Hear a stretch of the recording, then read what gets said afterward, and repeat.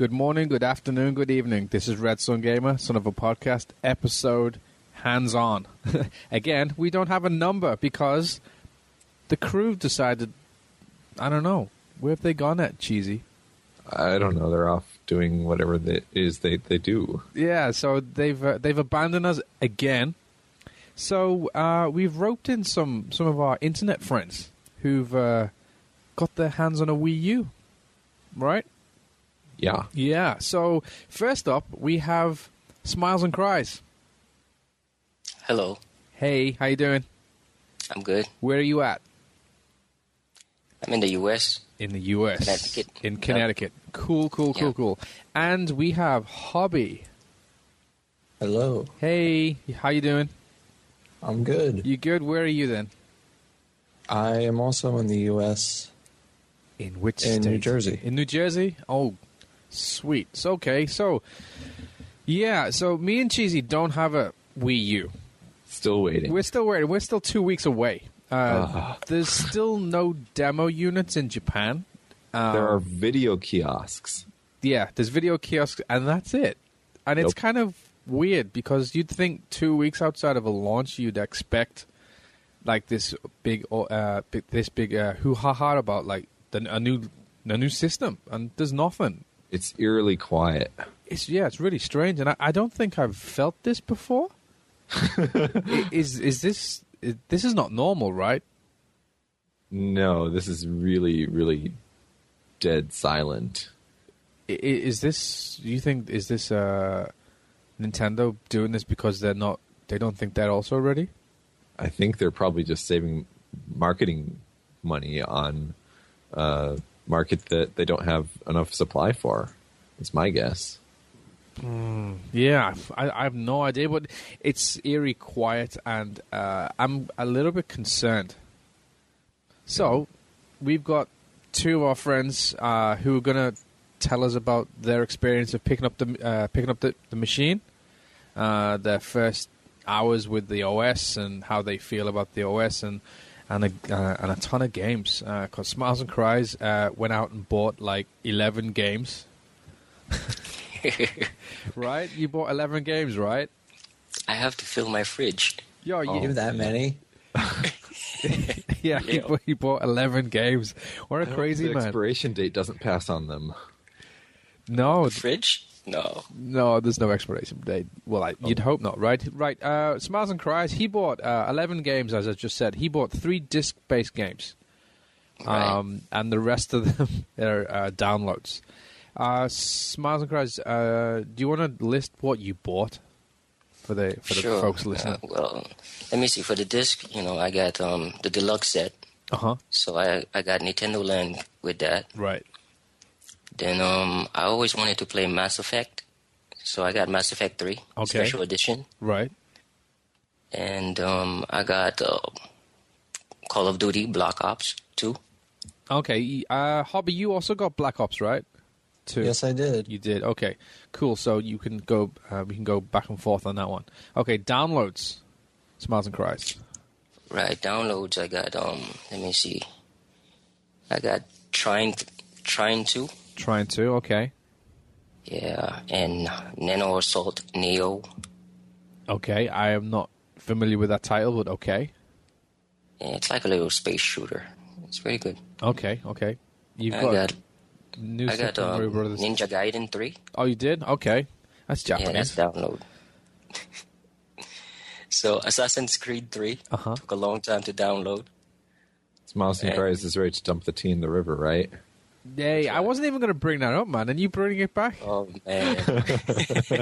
Christ, I thought I got rid of that. In fact, Smiles and Cries is from Connecticut, so he can go down to Boston Harbor and actually do it. Yeah, you're going to filter the water and redeem my tea, please. Yeah, I'm drinking tea at the moment. Cheers. Well, Connecticut's right next to Massachusetts, right? Right. Yeah, so it's not too far. Not too far. Cool. Okay, downloads New Super Mario Brothers. Were you? Yep. Yeah, I got that. Downloaded. Hobby, you've also got that, right? I'm sorry. What What game? New Super Mario Bros. U. Oh, yes, I did. Okay. Smiles and Cries, you also Zombie U. Zombie U as well. Yay! That's one game I'm kind of interested in. So, yeah, I'm not too sure though if it's going to be in English for the Japanese launch, and I doubt it because Ubisoft, I don't know how you want to pronounce it, but yeah, they never seem to translate anything. They just leave it. Well, it's Japanese only on the disc. There's no no multi-language support. No multi-language support, which is kind of a pain in the ass. That's a shame. Yeah, Hobby, you also got Wii Zombie U as well, right? Yes, I did. Cool. Okay, so you both got deluxe versions, right? Right. But how? How did you do it? I went with the Walmart program that had like this layaway reserve type of thing. So you put money down, like maybe I think it was $43 or something to put down, and you could pay for it, and they would hold it for you. So that's how I went with Walmart. First time shopping there. Did they offer you a points card? Yep. What? You're kidding?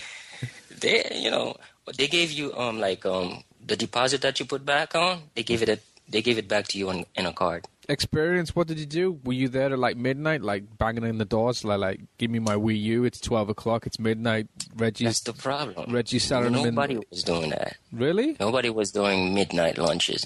Hardly any of them. It was a 24-hour Walmart, though, right? No, mine closed at midnight, but they didn't want to... I had to wait till 9 o'clock in the morning until layaway opened. The store opens at 6. What? But layaway opens at 9. I had to wait for that. So you got there at 6 o'clock expecting just to walk in and get your machine. So you had to wait just 3 hours, right? Right. You just bought the 3 games there, or did you go home and then go, oh, I want something else, and then you went back to the store, or what? No, I had some games ordered online. So most of my games were from somewhere else. Oh, okay. So they'd already been delivered? Right. I had Mass Effect waiting for me. And only Call of Duty I picked up over there. Okay. Okay, cool. So, now, was there any line there when you went to pick up your system? They were like an Asian couple. And they had 4 deluxes between the two of them. Mm-hmm. They were planning on eBay. Probably flipping them. eBay them, yeah, right. Have you seen the prices on eBay? They're kind of crap. They're not making a lot of money after the eBay. No, they're not. No, I hope they get stuck with them. They were not making any money. But by the time when I went there, it was $800 before. But now, the eBay prices are very, very low. Good. I don't want to sound bitter or anything, but good. Yeah. Well, they were the only ones in line, and they had 4 of them. So this is just greedy. Well, I can't comment and complain about that. I did that with the Vita. I had like 12 of them. Yeah. How did that go? It didn't go very well actually, because every time I tried to send them by EMS, every time it hit the customs, they got sent back because of the lithium battery. So every one came back, and I had to send every one of them via FedEx, which is like $100 per unit. You got burned. Yep, big time. But I did it with the PSP though back in 2004. I sold about 25, 30 units. Made so much money. It was great. Yeah. Anyway, sorry. Let's get back onto it. So, Hobby, where did you get yours from, and how did you go about getting it? Please tell me you camped outside. The pre-order experience. When I went to pre-order, there were a bunch of pre-orders in, apparently, before I even had it in. I pre-ordered on the first day, though, which was surprising, at GameStop. Okay. And so, pre-ordered. That was back in September when they announced the date and the price, which was pretty much what everyone was expecting, like as far as the date. It was exactly what everyone was expecting. Right. And, so I went to that, and then on launch day, they weren't doing a midnight opening, unfortunately. What? So I had to wait. They were doing an early opening, though, which they opened at, what was it? I think 9. So Doing it at the same time. yeah, I went to that, and there were quite a few people actually. Like there was me and about 10 others, I would say, and wasn't much of a line though. I mean, because at first, before the store opened, obviously there was no one there, and there wasn't really a line. And then when we got in the store, we formed up a line. Did they have enough systems, or was it just for pre-orders, or how was the Just allocation? pre-orders, yeah. Just pre-orders. So Did everyone have a deluxe set, or? I actually wasn't really paying attention, but I think that more deluxes were going out than basics. Yeah. So when you arrived at the store and there was other people there, were they like dictating the line or anything like that, saying, "Oh, write your name down," stuff like that, or? No, actually, it was kind of disorganized in that respect. But I mean, there weren't really enough people there to have like a need for that. So Okay, so it was went disorganized, pretty smoothly. but it was smooth. Okay, so there wasn't like somebody at the front saying, "Right, what's your name?" and "Get in line," and "Here's your card," and stuff like that. No, No. there was Okay. none of that going on. All right, So cool. were the pre-orders by set type? Yeah, they were. Oh, okay, so then order didn't really matter, and you had to be like, if you're not one of the first 5, you don't get a deluxe set. Right. None of that. Oh, okay, fair enough. So there was no fights then, no? No fights. No. I wanted a bit of drama. Get over here. Drama. Drama's good, man.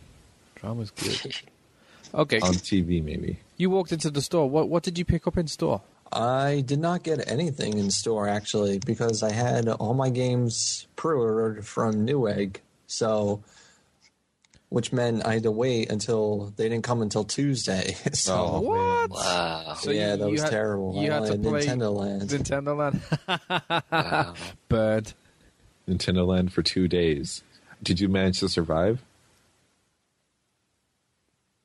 Why? Nintendo Land, I don't know. It's very arcadey, so I managed somehow. It doesn't sound particularly a great endorsement, though, does it? I survived.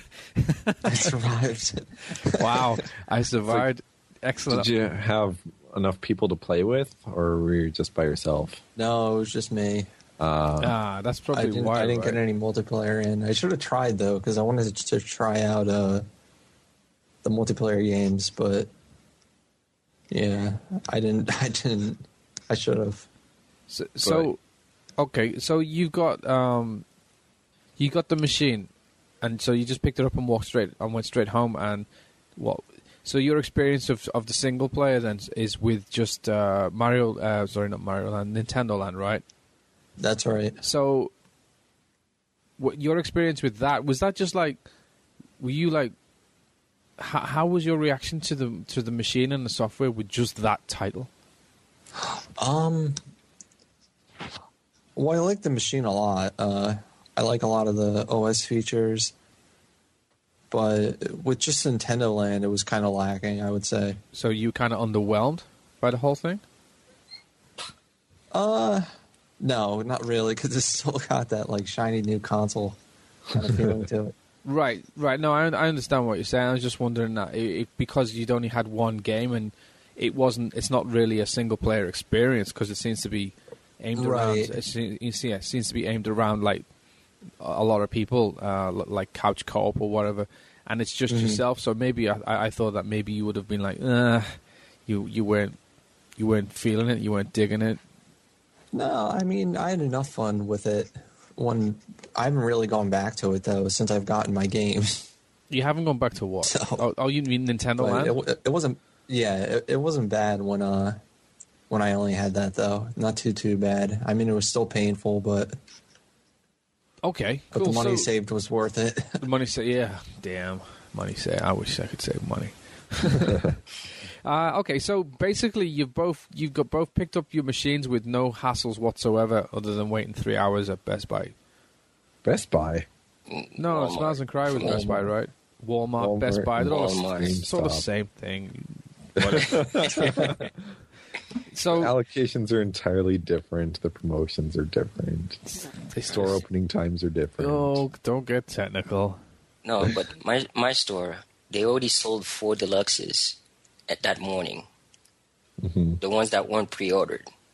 you know. So they had extras. So they sold out of those. I had to watch them sell those out. I couldn't pick that up. Did you start crying because they weren't selling to you? Nah, but they had 43 in the back. One of them had my name on it. So, you know, I was like, you know, just patience and just wait. Just bide the time. Nah, that's cool. Yeah. Okay, so no real drama then picking up machine. I was expecting dramas from fights and stuff, but nothing. No dramas, man. It's just like when you got home, it's just like I had so many games to play. I didn't spend that much time in Nintendo Land, actually. But Not surprised at the amount of games you bought. well, yeah. I had to try everything. Yeah, I know. It sounds like it. Okay, Hobby, did you pick up the Pro Controller at all? No, but I am actually probably going to go out today and buy one later today. What was the reason in not picking one up? Mainly just lack of money, but yeah, I kind of want to get a Pro Controller just to have it for the future and just to play it with Black Ops 2. Right, or okay. use it for Black Ops 2. Okay, cool.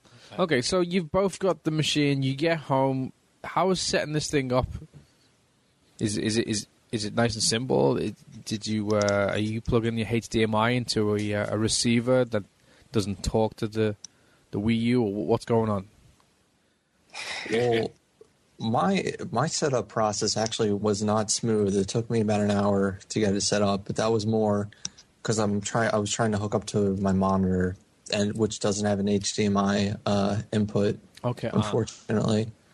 So yeah, I initially had to set it up on another TV, and I forget the general process of setting it up, but you pick I think you set up your Nintendo Network. No, that's after. You set up your user, you do the what TV are you hooked up, what's your input, what resolution, and then the network settings, obviously. Mm-hmm. So yeah, I just set it up on another TV at first, and then once I got that done, I went back because you can't set it up with just the gamepad. You have to set it up with both. Oh, really? There's no way to set up the machine with just the gamepad. You can set the machine up without the TV though, right? No, I did. I set it up with the TV, and then I went back after I got it set up, and I got it set up on my monitor, and it works now. But I have no sound. Well, I have no sound from the monitor because it doesn't support HDMI, HDMI input and AV out at the same time. So that's a terrible oversight. Yeah, I don't know what the deal is with that. I'm hoping it gets fixed at some point. But I mean, I could deal with it at the moment because I have the gamepad, and I usually play with headphones anyway. Mm. Oh, so you've got the optical. There's an optical out, right? No. There's not? No, there is not. No, there is not. Oh, crap. So how are you getting sound out of it then? Just a gamepad. You're plugging your headphones into the gamepad to get your sound? Well, it also has speakers, but yeah, mostly I've been playing with headphones. That's not even all the sound that the system is making. No, it's not. So you're missing sound as well? I'm missing some sounds, yes, at some point. I wonder if you're missing any audio from the actual game. Is everything being pumped through that? I messed up like that. Really? I'm not sure. I messed up like that. During Mass Effect. Uh-huh. I switched my audio on the Wii U from stereo to surround. But I don't have a surround sound system connected to my HD. That makes sense. So I started playing Mass Effect, and the cutscenes, they started talking, and I'm listening. By the second time they started the cutscenes, nothing. You couldn't hear any words these guys were saying. So I had to start over because I switched the audio. But my system took about an hour to set up as well because I had to call my ISP just to make sure that they could recognize the Mac ID just to get on. Really? You have to get permission from your ISP? Yeah, really? Well, they had to look up my Mac ID because my building is all wireless, and you have to sign into the wireless system in order to. So it was kind of complicated to get on, but after they set that up, it was easy. So, I mean, I read a lot of reports online that people were having issues connecting online, and they needed to change. The first day? Yeah. The first day was an issue because you have to update, and you had to wait for like maybe. It wasn't even the update. They seem to have just a lot of problems connecting. To the Wi-Fi, and that they had to go and change their DNS settings and stuff like that. You didn't have any issues like that, no? No, I just had to call my ISP to make sure that they could recognize the system, and that's it. Oh, okay. And I was on. Hobby, how about you? I had no issues getting connected online. Okay, that's good. That's good. Because Cheesy, you're wireless throughout your house, right? Yeah, it's kind of spotty though. Yeah, I know. If your knees are in the way, you don't get any internet. Right, basically. So, are you sitting there with your legs wide open? That's a terrible sight. No, my legs are crossed and out from under the desk where my PC is. What a great thought. Wireless dongle. Thank you. It didn't freak me out anyways. Okay. No. So, initial setups. So, it took an hour to set this thing up. Is that including the download to update the machine? No. That was an extra hour again. Hang on. It took an hour to set up a machine, and you haven't even updated it yet? I had Iwata gloves and everything, all white gloves. I'm serious. Wow. Really? No, I'm definitely serious. You had the white gloves and everything, but no, I was just messing around with this thing. Was it the first time you'd done that? What, with gloves? Open up a Wii U. Yeah, it was the first time, but it wasn't as exciting as opening up the Wii.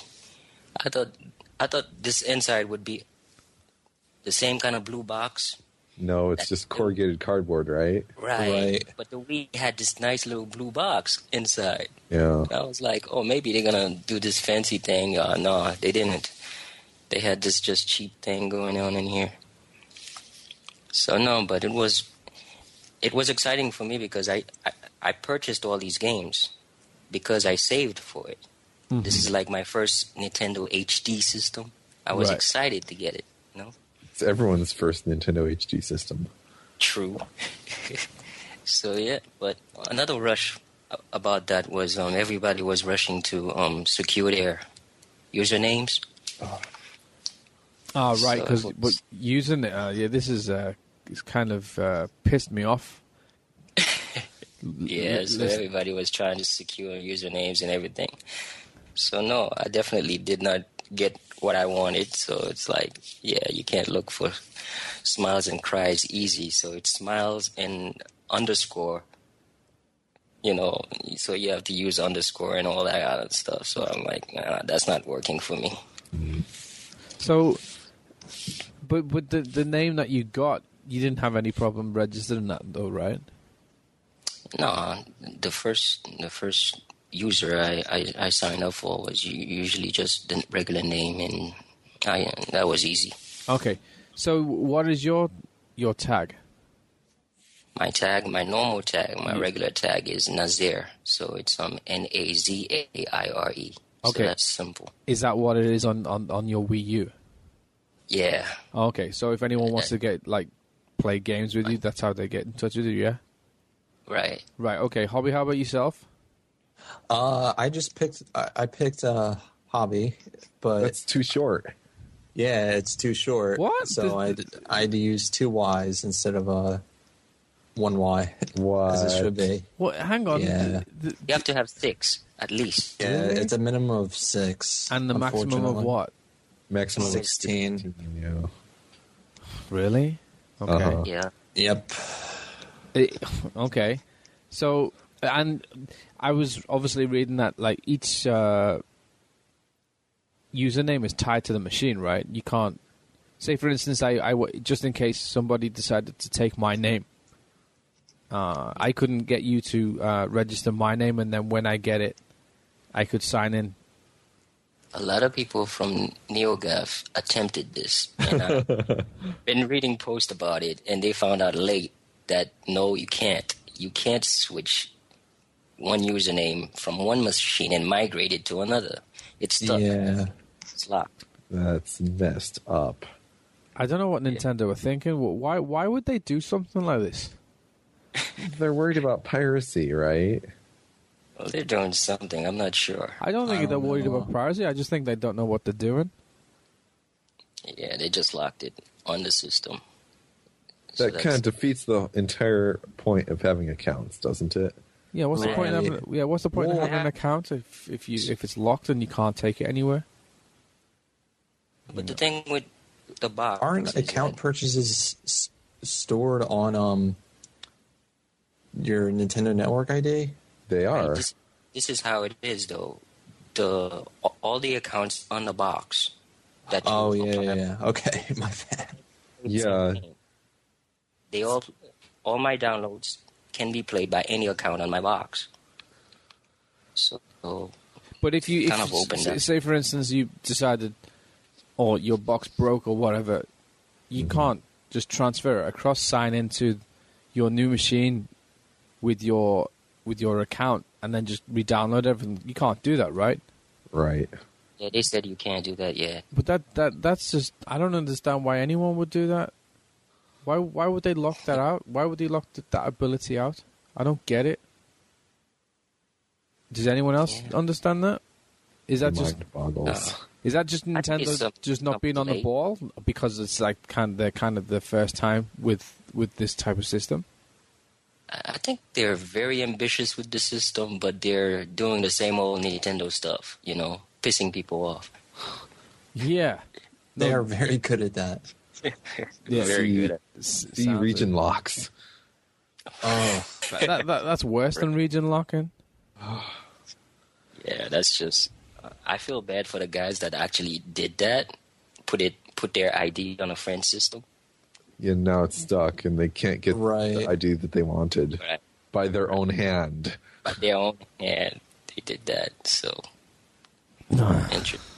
Nintendo, will you learn? These other machines have been out since 2005, 2006. Yeah, I don't understand why they could not look at the way the 360 did it, their architecture, or the PS3, the way they do it. I just don't get it. Yeah, but this is the thing. It's like Nintendo is not looking outside. If you were a gamer who only has Nintendo products and you never really looked outside, you're not really missing anything because everything is so brand new to you. But if you had all these other systems, of course you're going to compare it and you're going to look at what is working and what's not.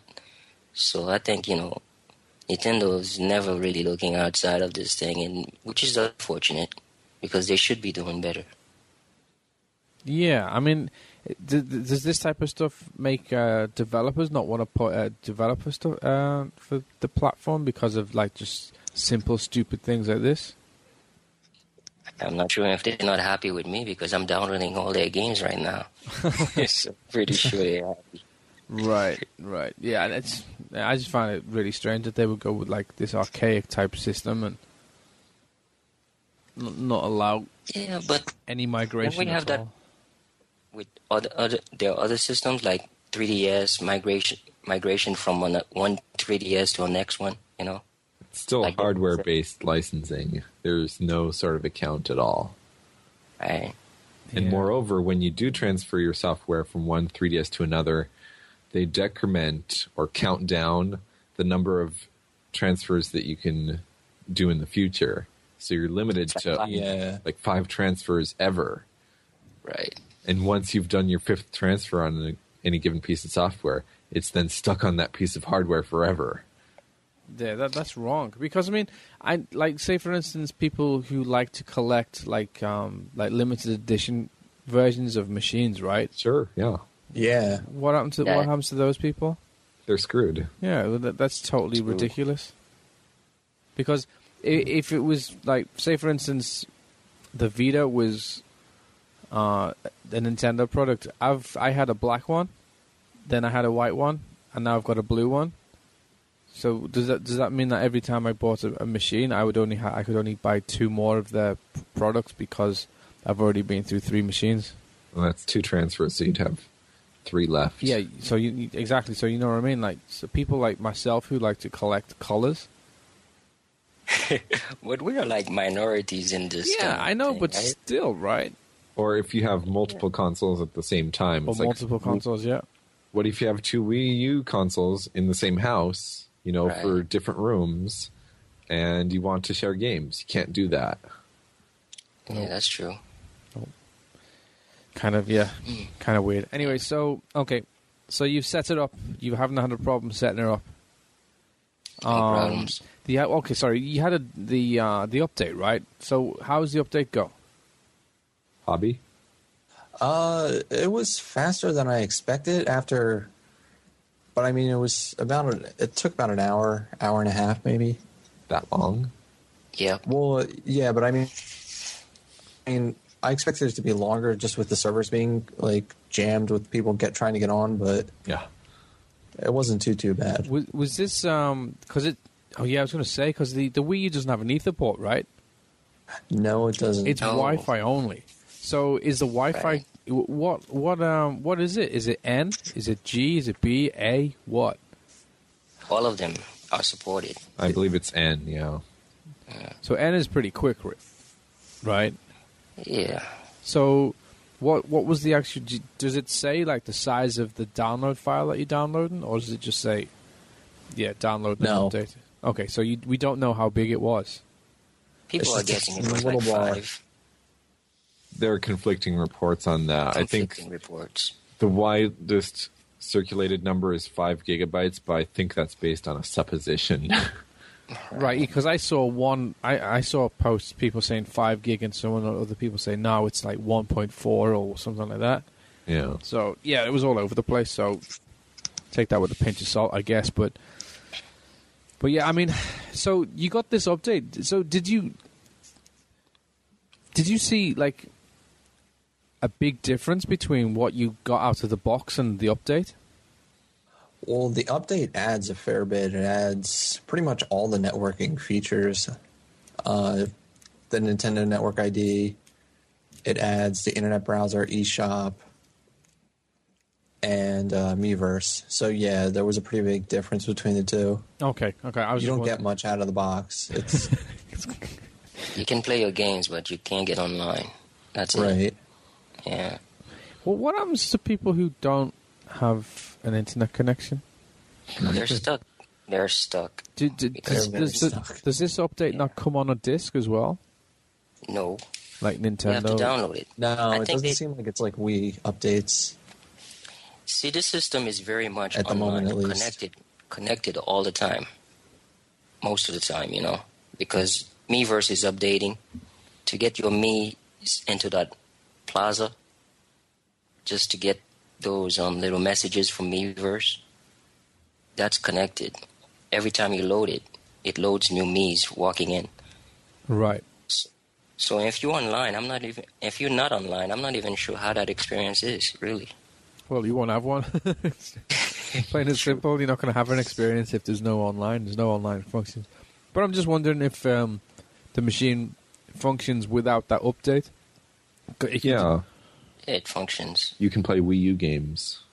Yeah. But I mean, like even Mario had a day one patch, though, right? Yeah. So what happens if you didn't update your machine and you were unable to update Mario? Is it still going to work? You'll just play offline, right? Yeah, you play offline, but I'm not really sure what they updated in that. Maybe it was a crash or something. Or no, it was adding the Miiverse functions. You get messages on your map for Mario. Mm-hmm. Yeah. Yeah. Okay, so we've set this up. You've got it out the box. It's all set up. It's online. You downloaded the update. What's the first thing you did? Let me see. Hobby, You guys go. remember? I think I went on Miiverse. Mm-hmm. I'm not 100% sure exactly what I did at first, but yeah, I'm pretty sure I went on Miiverse. What's Miiverse like? Tell us about it. Miiverse is pretty detailed. I'll actually pull it up right now to go over some of the stuff. I always thought it looked like Home, but like just Nintendo-esque. No, it's not Home. It's not Home. Okay, good. It's kind of like a Twitter feed, I would say, in how it operates. Right. If you are playing a game and you pull up Miiverse, it'll automatically bring you to the sub-community for that game within Miiverse. It kind of takes a little bit to load, but once you're initially loaded, there's really isn't much loading. A couple of the nice things is, besides the sub-communities, it also has communities for like the separate apps like YouTube, Amazon Instant Video, Netflix, etc. Mm-hmm. And you can also sort by region, so which is the Americas, Europe, and Oceania, and Japan. Are those already accessible? Yes, they are. And only North Americans can post in them yet, though. There are some people posting under the Japanese ones somehow. I'm going through it right now. Well, I guess if there's people who've got like a US system in Japan and they've set it up right, they would. Oh no, never mind. No, they can't. You can't. There are no posts from those regions yet. Okay. Oh, they're still closed. Except for the devs. Because you can find the Nintendo executives, some of them. You can save them or follow them. So some of them are on there. I forgot the names of the guy that created Animal Crossing. He's on there. Mm-hmm. That's Taguchi, right? Right. Yeah, I'm following him, so I should be looking at that. Tezuka's on there, right? Yeah. Yeah. Okay, so you've got this Miiverse. So I was expecting like all the Americans to go into like the Europeans and just draw wangs everywhere. So that's not the case. It might It's happen. moderated. Is you think that's common? As soon as the Europeans open their store, it's just going to be full of wangs. It's heavily moderated. Actually, The flush of flutter ratlings. Oh, really? It's really heavily moderated. Yeah. What are you seeing stuff being deleted constantly? A lot of people are reporting their profiles are being locked because they put their live ID or PSN ID on there. What? Silly stuff. Really. Wait, profiles locked? As in they can't post anymore, or what? They get it locked, yeah, until they edit it out. Like they have to remove the gamer tag and the PSN ID. Oh, that's lame. Certain information they don't want you to share certain information. So personal contact information, basically. Right. So they lock your ID, and there's been like so many, like you're saying, people are drawing certain rude things. They get flagged. Who's flagging them? Come on. Yeah, doesn't make everyone laugh, right?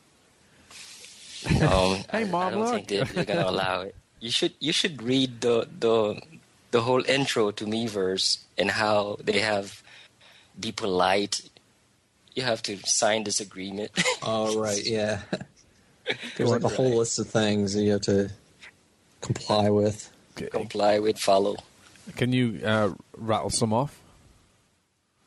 I don't remember off the top of my head, honestly. But yeah, one of them is definitely be polite. Don't. There's one about spoilers, saying don't post spoilers. And it explains what spoilers are. And the warning about not sharing your personal information. Like, this is not like a dating site, so don't share your age, phone number, email. Certain things like that were listed. Beware I would think pedo that's. bear. Beware of pedo bear. I would think if you listed that stuff in your profile, it would probably get locked. Right. Well, Another thing, if it's locked, do they send you a message saying like, please edit it? Yeah, they send you a notification that they locked your account, that you need to edit out certain things. Oh, that's how it works. I didn't myself. realize that. But about Miiverse, the parental control is totally tied in. So if you lock your kids to like maybe teen-rated games, they can only go to that community. They can't go to the M-rated games. So they get protected from certain things like that, maybe. But I'm not sure how they're going to protect them from, like you were saying, Pedal Bear or whatever, whatnot. Excellent. So, okay. Right. So, your experience with Miiverse, are you pleased with it? Are you surprised with what Nintendo pulled out for their first online experience? It could use like a few other things, but at the moment, yeah, it's pretty cool. But the problem is, it's kind of just like a flood of posts. It like if you were looking at like the most like a feed of like the most recent posts on like Twitter or something, that's basically what it'd be equivalent to. So you have people posting nonstop. Yeah, there's a lot of people addicted to it right now. Yeah, and it's hard to sort through. Is it able to have a conversation on this? You can, because people reply to your post, and you can reply to them. The thing is, you can't. There's the feature. Mm-hmm. You can't. Posts that are replies though. Unfortunately, right. It's only the original post. It's kind of weird. It's an experience that you can't really explain. So it's like a lot of people are getting addicted to it, waiting for the smartphone app that's going to be connected to this. Oh, yeah, it's coming in the future. Right, and the PC as well. So, really strange thing. Now, as far as sorting goes, you could support by recent posts or the popular posts. Mm-hmm. So, like, I'm on the Amazon community right now, and mostly the popular posts are just drawings or posts with a lot of replies. Yeah. But it's mostly drawings. Okay. I mean, I don't know. I felt like this machine, it had a lot of hype, and then all of a sudden the hype just kind of stopped. Are people not excited as much as they thought they were going to be? There's a lot of backlash, I think, but that's just the communities that we hang at, Right. Like NeoGAF. We'll read about the core groups of people, complaining about certain things, but I'm not really sure if the hype is made from us, just us feeling this. Mm-hmm. And when it's not there, we feel it more than other people. But if you look at the Miiverse, you can see which games are more popular by the amount of posting going on about the games. Right. Right. But some games are not even out yet. Like some strange things that are happening right now. It's like Funky Barn. Some game called Funky Barn something. If you go to this community, these people are going it's like crazy. The game is not even out yet. It's a silly game. And they're doing they got a cult following going on in this place. So it's really, really strange that Nintendo is building something really weird like this. So you should check it out when you guys have a chance. Funky Barns. The community is pretty funny, though. Yeah. Yeah, it is. What are they saying in there? I've posted there already. I posted this song, this funk song. A funk song? Yeah. So I posted lyrics to this funk song. Oh, jeez. But there's so many different things going on in that community, and the game is not out. Hardly anyone's gonna buy this game, but I'm not sure. It's really, really funny that this little community has this cult following going on. Mm-hmm. You can also add favorites. You can flag your community as a favorite, so it can show up into your. How do you say that? Wow, what? Feed. Wada Wada. Wada Wada. Yeah, Wada Wada Plaza. Wada Wada Plaza, yeah. So when you have it set up as favorites, and also your friends, they show up on that plaza. Okay, so let's get into the games, right? Right. Actually, no. You got the machine out of the box, and you've unboxed it, and the controller. How did you feel about the controller? Because I got to play with it at TGS, as did Cheesy. Yeah. And both of us were extremely surprised of how light it was. But it was tethered, so we were wondering, is this going to be the final, the weight? So what do you guys think? I think it's very light. I really like it. Right now I'm sitting in the quietest room in my place, which is my bathroom. What? And my TV's off. I'm sitting in the toilet. TMI. No, it's not TMI. You guys always wanted to know about this. Everyone wants to know if you can use this thing behind closed doors. And this is where I'm sitting. I'm behind closed doors, and my TV's off, and I'm surfing Funky Barn Community. On your gamepad, right? On my gamepad. So it's pretty cool. It's pretty smooth. The door is locked. You know, I'm behind a locked door, so it's like, you know, yeah, it's pretty cool. It's like Knock. What are you doing in there? I'm about 30 feet away from my TV, I would say. Oh wow, That far? That's pretty Yeah, good. behind closed doors. My doors. Let me see. It's a pretty thick door, but there's space for the wires to go through. You know, like the signal and everything. Right, but that's cool though. You're 30 feet away in your apartment, and you've got no issues then. No issues. So you could play Call of Duty 2. I can play games that I have saved on my system. See, this is the thing.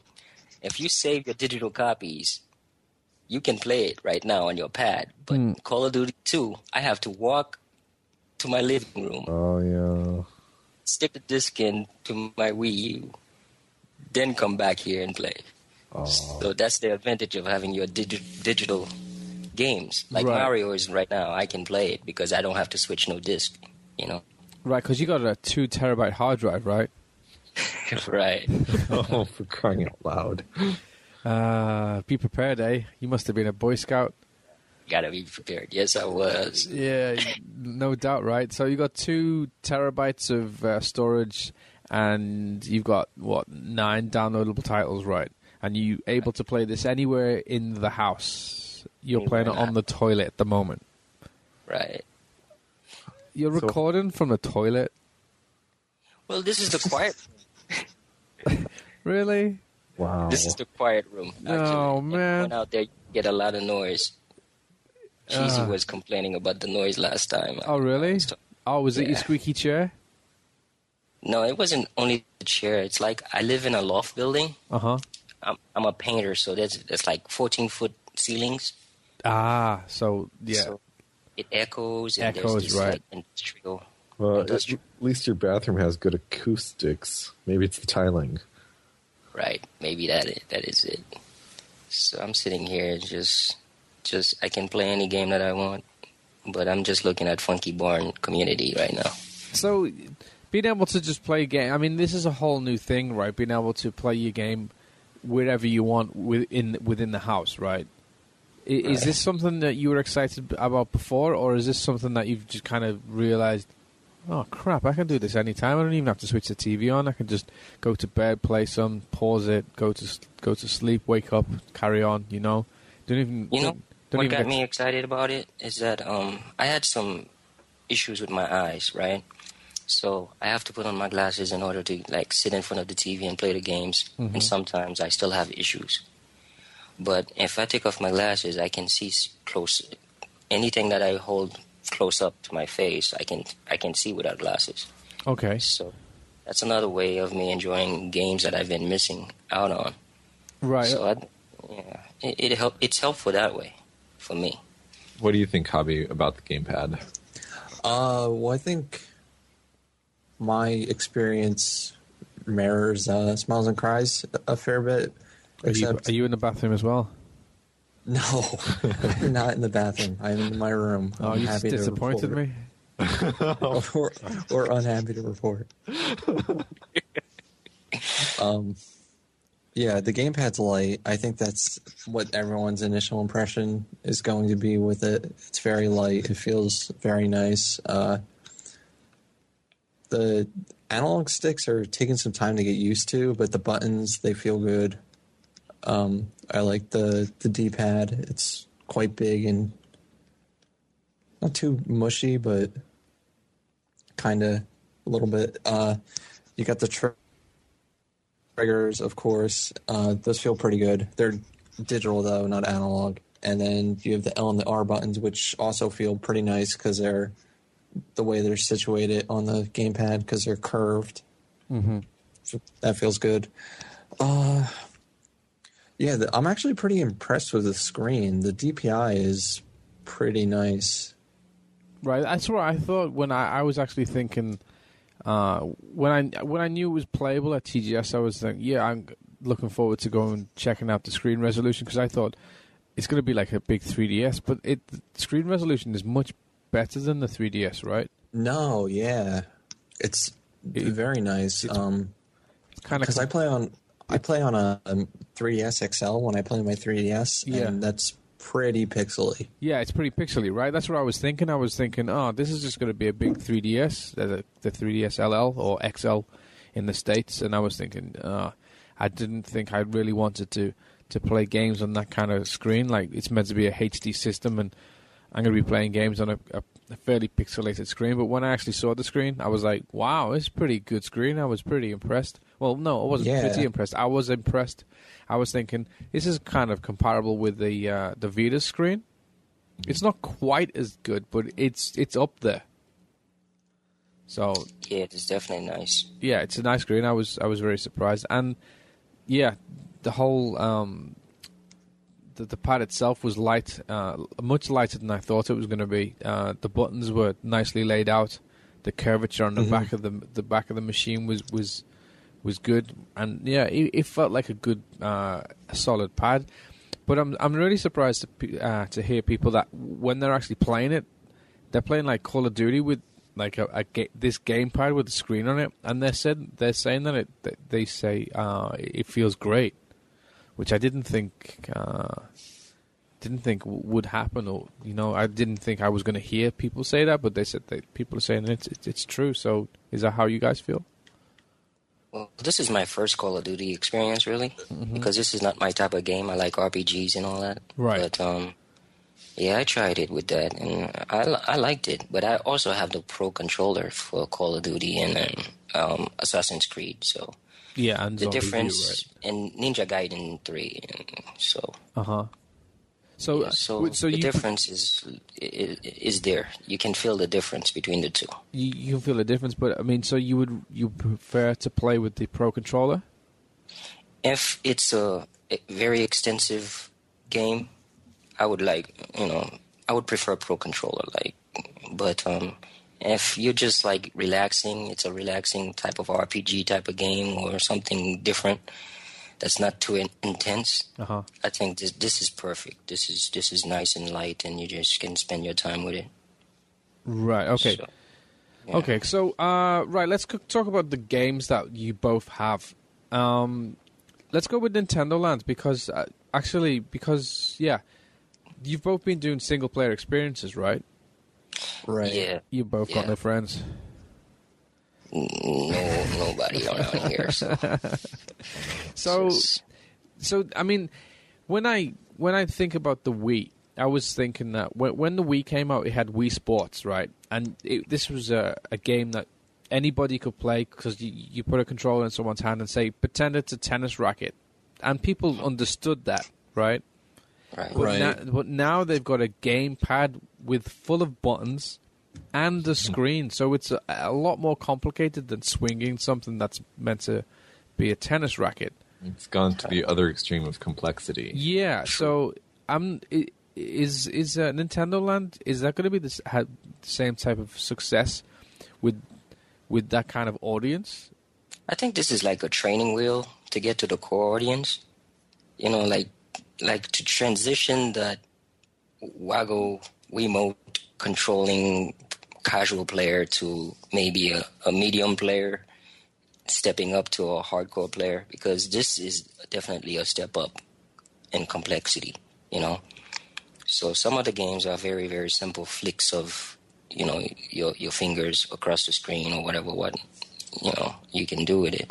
Like the little ninja game where you flick and you just get these stars to hit the little ninjas that are coming at you. So it's like pretty simple, you know. But there's other games that are a little bit more complex. But for like controlling with two sticks at the same time, you know, there's certain games that are doing that in Nintendo Land. So a lot of it is a little bit more complex than just Wii Sports, really. And the games are a little bit more deeper, you know. There's more content to it. So that's what I think about that, you know. Okay, Hobby. I think some of the games are probably a little too complex for the more casual type of audience that don't really play handhelds, that don't play consoles much or don't play video games much, or it doesn't, as said, it doesn't have the Wii Sports simplicity to it that was almost like elegant in its design, because it was just, you're just doing stuff that you would normally do. But yeah, something like Metroid Blast, that kind of requires both the dual analog sticks. You got to move around. If you're playing on the screen, you got to move, like tilt this system around to aim, because it has gyro controlling. I think that would be. I'm not sure. Yeah. So that something like that's a little more complex. But I think some of the other attractions probably could be handled. Donkey Kong's Crash Course is very simplistic. You're just tilting the controller. Octopus Dance, you're just moving the analog sticks to like the left and the right, or up and down, and you can tilt the controller or shake it to jump, I think. Takamaru's Ninja Castle is also pretty complex. Mm-hmm. Or I mean not pretty complex. So how many games are on the Nintendo Land? I don't know, because... What is that, 12? 12. Yeah, I think 12. There's 12. Wow, I didn't know there was 12. I thought it was 4. Yeah, I don't know where I got 4 it's 12. from. Okay, so what's the best title on the game for yourself as a gamer? And then what would be the best on Nintendo title? Land? Yeah, on Nintendo Land. What would be the best game for you as a gamer on that compilation of mini games, so to say? That's hard to say because it's only single player, and I know that a lot of multiplayers are a little bit more fun. So I would go.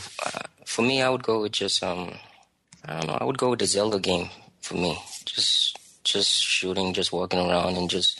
I found out a little bit more. Just the Zelda music, you know. As soon as it kicks in, it just brings a smile into your face, and that's just stupid, you know. So yeah, I just like that. Okay, Hobby, how about yourself? Pikmin Adventure, because that is actually kind of like Pikmin in itself. So you're getting kind of like a miniaturized version of Pikmin. It's pretty cool, though. Okay, so it's pretty decent. But you're a gamer, right? You're a gamer, and you've been playing games for a long time. What on this compilation is good for a non-gamer? So, like what I was saying before about Wii U, Wii Sports. What game would be good for that kind of audience in this compilation? Probably just the multiplayer ones, I would think. Mario Chase. I'm not sure how complex Luigi's Ghost Mansion is, but as far as the solo attractions go, probably Takamaru's or maybe Donkey Kong's, because those pretty much require the least amount of input as far as controls. Oh, okay. I'm just curious to see what the differences between, obviously, the Wii launch and the Wii U's launch of compilation mini games. So I mean, because I remember when I got the Wii, my in-laws, my mother-in-law, my father-in-law, my wife who hates games, they all played Wii Sports and absolutely loved it. But I'm looking at Nintendo Land and I can't really see something that they all want to play. You know, it's not that type of game where they can just pretend to play tennis or they can pretend to bowl. You know, No. I don't see it. I think this is more in terms of gaming, less casual, really. Right. There's a lot of family content there. You know, you can enjoy it as a family. You Yeah, have but 5 people in a game, and you can have a lot of fun. Yeah. For me, being a single person, I'm not sure. What I'm trying to say is it simple enough for them to play it? You think? I would say so. I would say it's still simple enough. Because those 4 other people. I mean, there's obviously one person's going to be using the gamepad, but the other 4 people are going to be using Wiimotes, right? Right.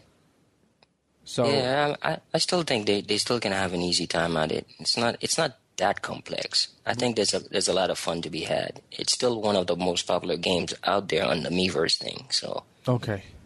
Yeah. Well, I mean, most people got the deluxe, so you're kind of right. inflated. So they kind of have to play that, I guess. If you're stuck with one game for the first week or so, yeah, you're gonna have to play that. Captive audience. Right. Yeah, I mean that's what I'm going to be doing. Is like maybe not day one, but I want to get my in-laws to see what kind of reaction they have to Nintendo Land as opposed to what their reaction to Wii Sports. How many Wiimotes do you have? 4. Yeah, you have 4 of them already at home. Yeah. So. Is there any requirement in Nintendo Land for the remotes to have Wii Motion Plus? Yes. Yeah, Yes. I think some of the games require it. Oh, I don't have Wii Motion Plus for any of them. Such as Zelda, yeah. Zelda. I think also Metroid has it. It's required for certain games, yeah. Yeah, I don't have that. But not for all games? I mean, some of them can use the old Wii remotes? Yes, some of them can use the old remote. That's going to be really confusing. That's the way Nintendo works, seems Oh, like. boy. This thing. It's funny though, isn't it? Because people like Nintendo do that. They seem to just get away with it. I mean, a lot of people are going to try to play these games with their old Wii remotes and be told on screen, you must have a Wii Remote Plus to play this game. Yep. Yeah, I don't have any Exactly. Wii Remote Pluses. Mine are all originals. Yeah, I've got 3 original Wii remotes and 1 Wii Remote Plus that came with Skyward Sword. Right. Right. I don't have it. So, this system's going to cost me a fortune now, right?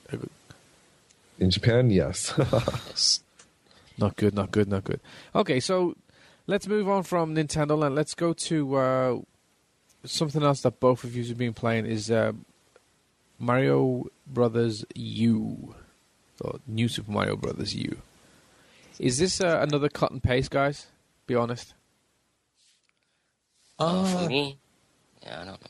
Go ahead, Robbie. You played it more than I did.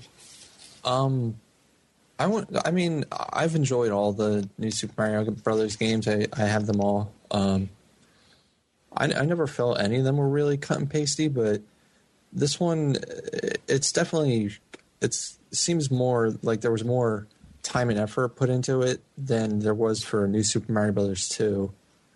And because you get the challenge mode, the time trial, or not the time trials, boost mode, and I think the coin challenge mode, and they all have a fair bit of content there, and plus the levels, the level design is pretty good.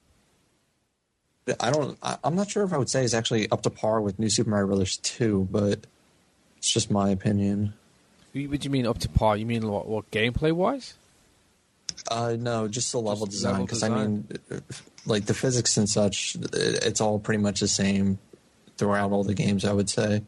That kind of, to me, doesn't sound appealing at all.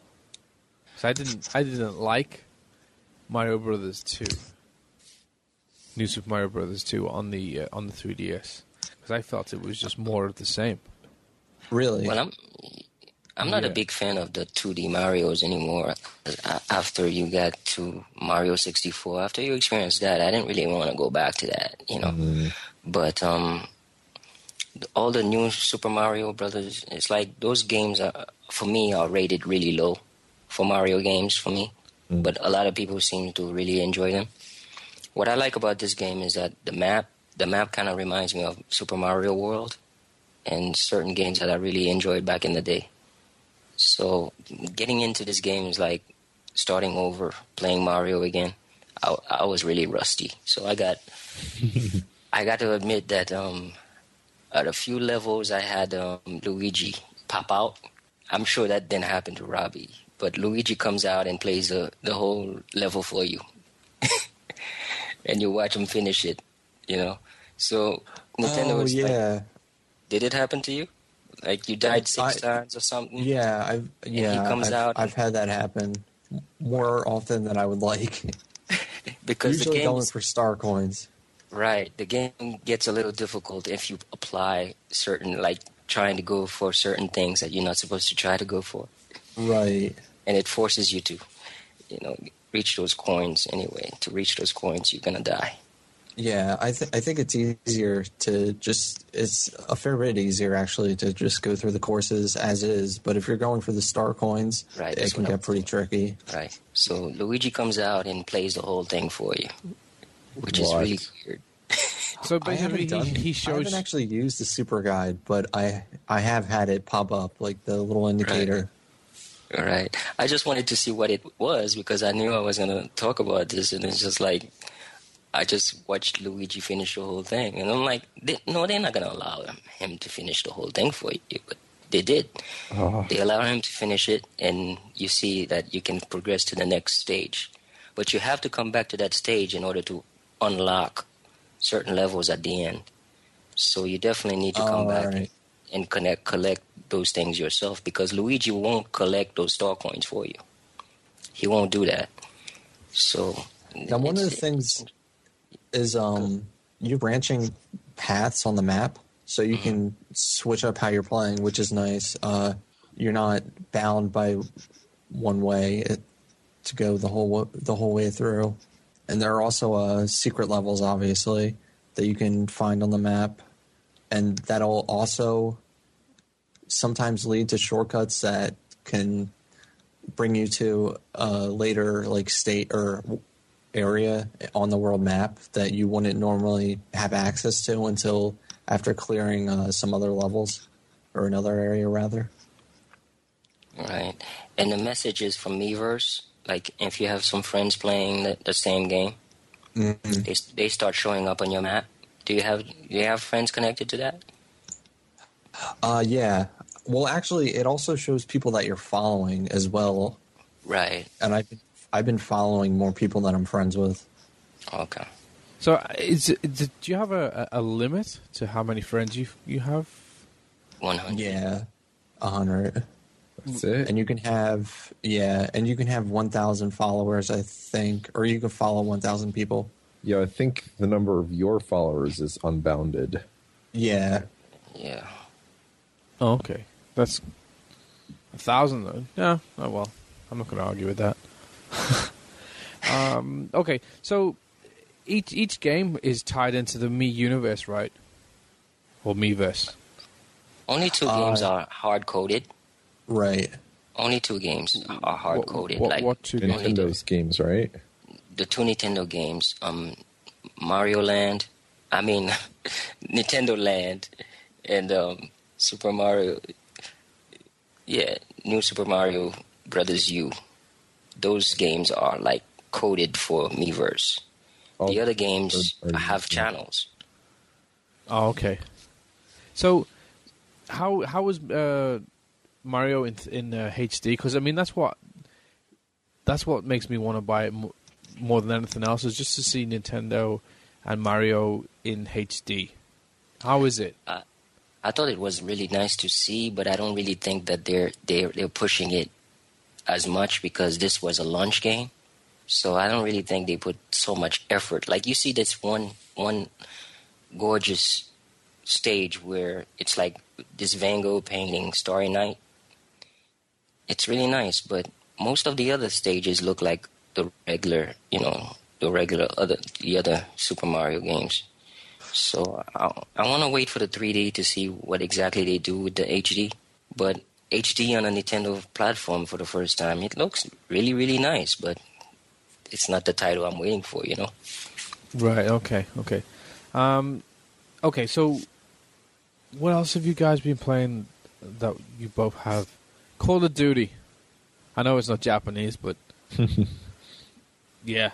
How is it? Yeah. Online and all. Is it comparable to 360, PS3? What? I think it's just basically the same. It's like there's some areas that it does better, some areas it does a little bit poorly. So I think it's basically the same. How is the community, though? Is there like 2 people online?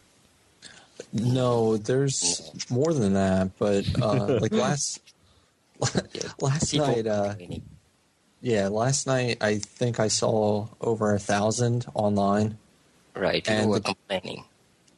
Yeah, I mean, there's 500 or something.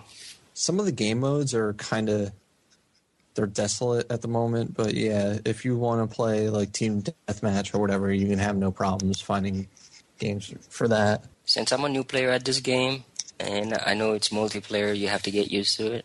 I'm only getting killed. I get on there and I get killed. It's like, that's pretty much how it's been for me. How is the community, though? Is it, because I mean, like, the community on the PS3 and the 360, you just hear people, you got racist comments and stuff like that, and Well, that's if you stick your headphones into the gamepad, you can hear all that.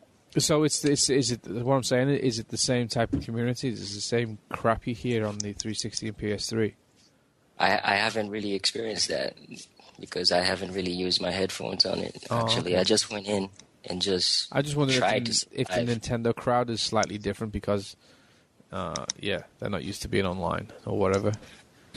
No, I've had one experience with one person that was kind of like that. Your typical, I guess you would say, Xbox or PSN user.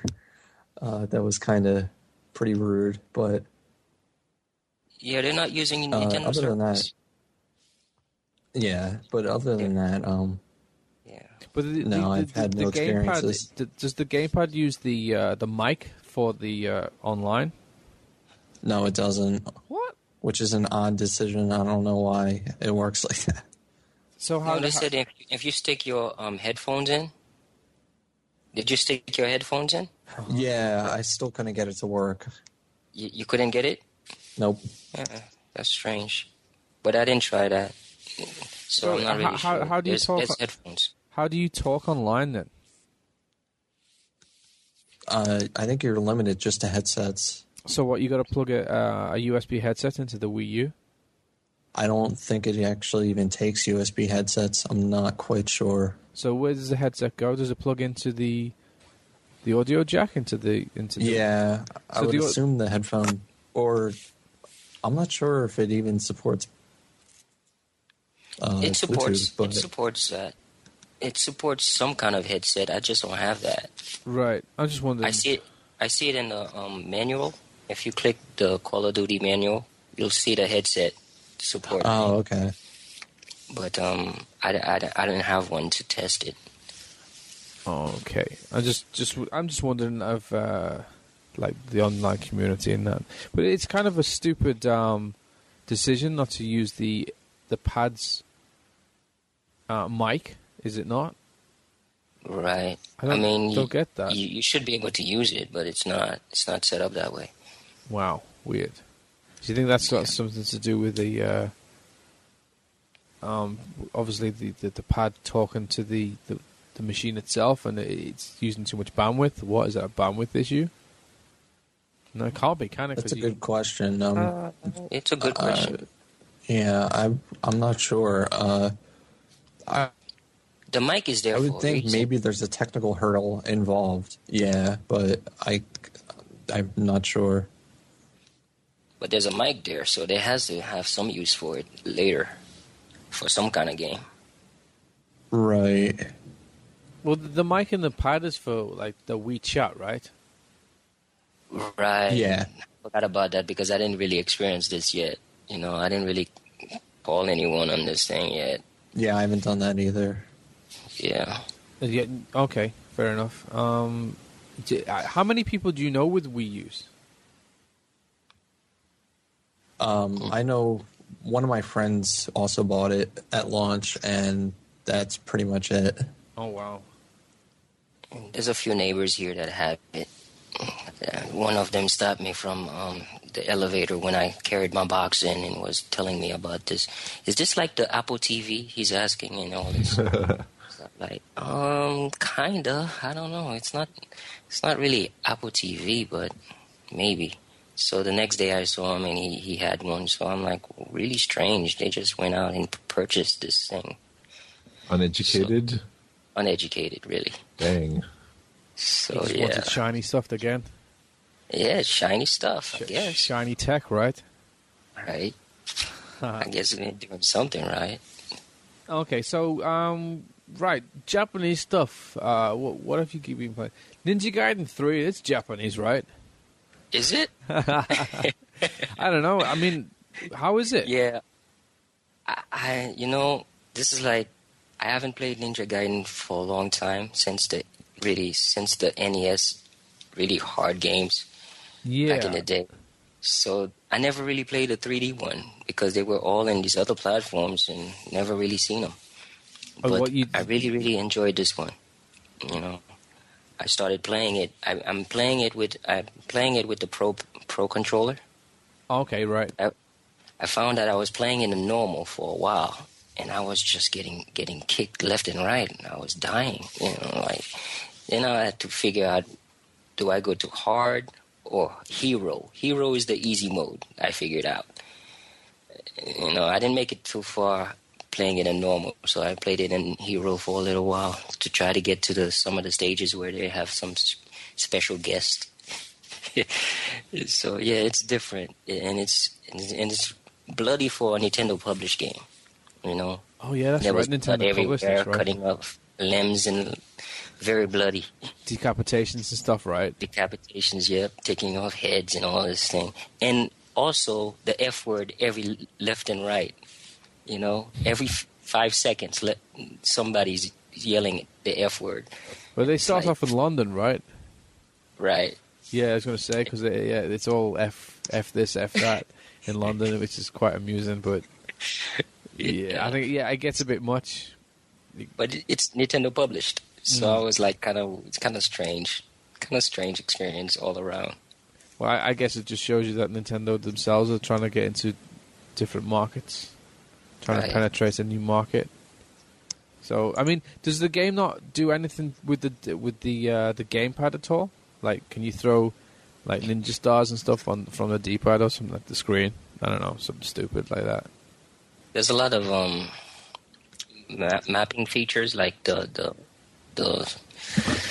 kind of features are like the powers that you are getting, the skills and the weapons. You can look at the gamepad. It lists those things like a HUD would, like a item screen would. Mm-hmm. But that's about it. That's all it's doing. It's not doing too much. So, I mean, any of the games that you've got, are they really, any of the games really utilizing the Wii U gamepad? You mean as far as off-TV play? Yeah. That's a fantastic thing, though, to have. Taking Call of Duty to bed, or... Taking Call of Duty to bed, that sounds terrible. To the bathroom. Yeah, even the bathroom, right? Right. So, yeah. But I mean, like, okay, so how about with the TV experience, not as just playing it on the gamepad? How about in association with the TV as well? I mean, any of these games doing anything with the gamepad when you're playing it on the TV that have made you go, oh, this is pretty cool? Like Zombie U, is that doing anything different? Yeah, Hobby played a lot of Zombie U, right? You played like... Yeah. So you had more experience with Zombie U than I did. I played 2 out. Zombie U uses the gamepad pretty extensively. Pretty much, you have all your menu stuff on the gamepad except for your general options and such, which is pulled up when you press start. And what's on there is, like, you got your backpack, which you pull down to, like, you slide down your finger on the screen to pull down your backpack. The backpack, there's backpack management. You're only set to a limited number of slots, kind of like Resident Evil in that sense. What else? There's a scanner functionality where you kind of use the gyro sensing to like look around the room, or you can use an analog stick if you prefer that. I've been going back and forth between the two. What else? There's also a radar, and it displays the map on the bottom screen. And the radar at first, this is like a minor upgrade spoiler, I guess. Is that all right? Or Yeah, I think you're fine. okay. It's pretty early on when you get this. Yeah, so there's a radar, and at first you have to ping it, like you press on the touchscreen, and it will display like where the zombies are, and afterwards it gets upgraded and it pings out on its own. So it's constantly sending out a feed, so you're always seeing the radar. But yeah, having the map on the screen and the radar is definitely useful, and I like how I'm forced, if I ever need to go into my backpack, you're forced to, it doesn't pause. You're forced to pay attention to both screens at the same time, so it makes it pretty tense at times. So basically, like if you need to go do something, you need to go like find a quiet room and do it there. Right, or you can wait until afterwards. I mean, there are definitely opportunities where you're not being attacked that you can, or there aren't any zombies around that you're safe to pull out your backpack. But it definitely requires some bit of management on your part. You can't really just pull out your backpack whenever you want, because that's not going to go well. So, the games that you've been playing, have any of these like smacked you in the face and gone like, "Wow, look at this! This is really pushing the system"? Zombie U looks pretty good in some parts visually. More the outdoor areas than the indoor. Oh, really? I'm surprised that. Yeah, the lighting is pretty nice in it. Nintendo Land also looks pretty nice, honestly. Right. A lot of games are doing little very different things with graphics. You know, like there's a simple like Neo Assault Neo. That's like little space shooter. Mm-hmm. So that looks really nice. And is that a 3D or 2D? Oh, that's 3D. It's 3D because it's going around this like, if you remember Super Mario Galaxy, but right. This is like Nano Assault. It's like this little ship. It's inside this organic world. Okay. Where it's fighting all these microbes. So so you have to shoot these little microbes and these enemies. So it looks really, really detailed in HD. And another game that I thought would look really nice is Assassin's Creed 3. That looks really nice. That was one that was Cheesy was thinking of getting, right? Assassin's Creed 3? Yeah. Yeah, about that. It was on sale at Amazon for Black Friday on another platform, PS3. And you got that. So I wound up picking it up for $35. Yeah, I was planning on downloading it on the Wii U, but it would have been a full 7,000 yen, and there's no guarantee that it would have English. And in fact, I doubt it would. So, yeah, I'm importing PS3 version from America. And it'll be in English as well, guaranteed. And it'll definitely be in English, so there's that. Yeah, oh, okay, fair enough. Oh, well. Yeah, oh, well. I was just wondering, I mean, the games that you've played that are ports, which there are a lot, have you played any of these games on other platforms, or have you only just played them on the Wii U? I was like wondering if you can like compare them. Only Wii U for me, because I only have Call of Duty, but yeah, only Wii U for me as well, because I had some experience over my friend's house with Trine 2. Mm-hmm. So I have that, but it looks exactly the same.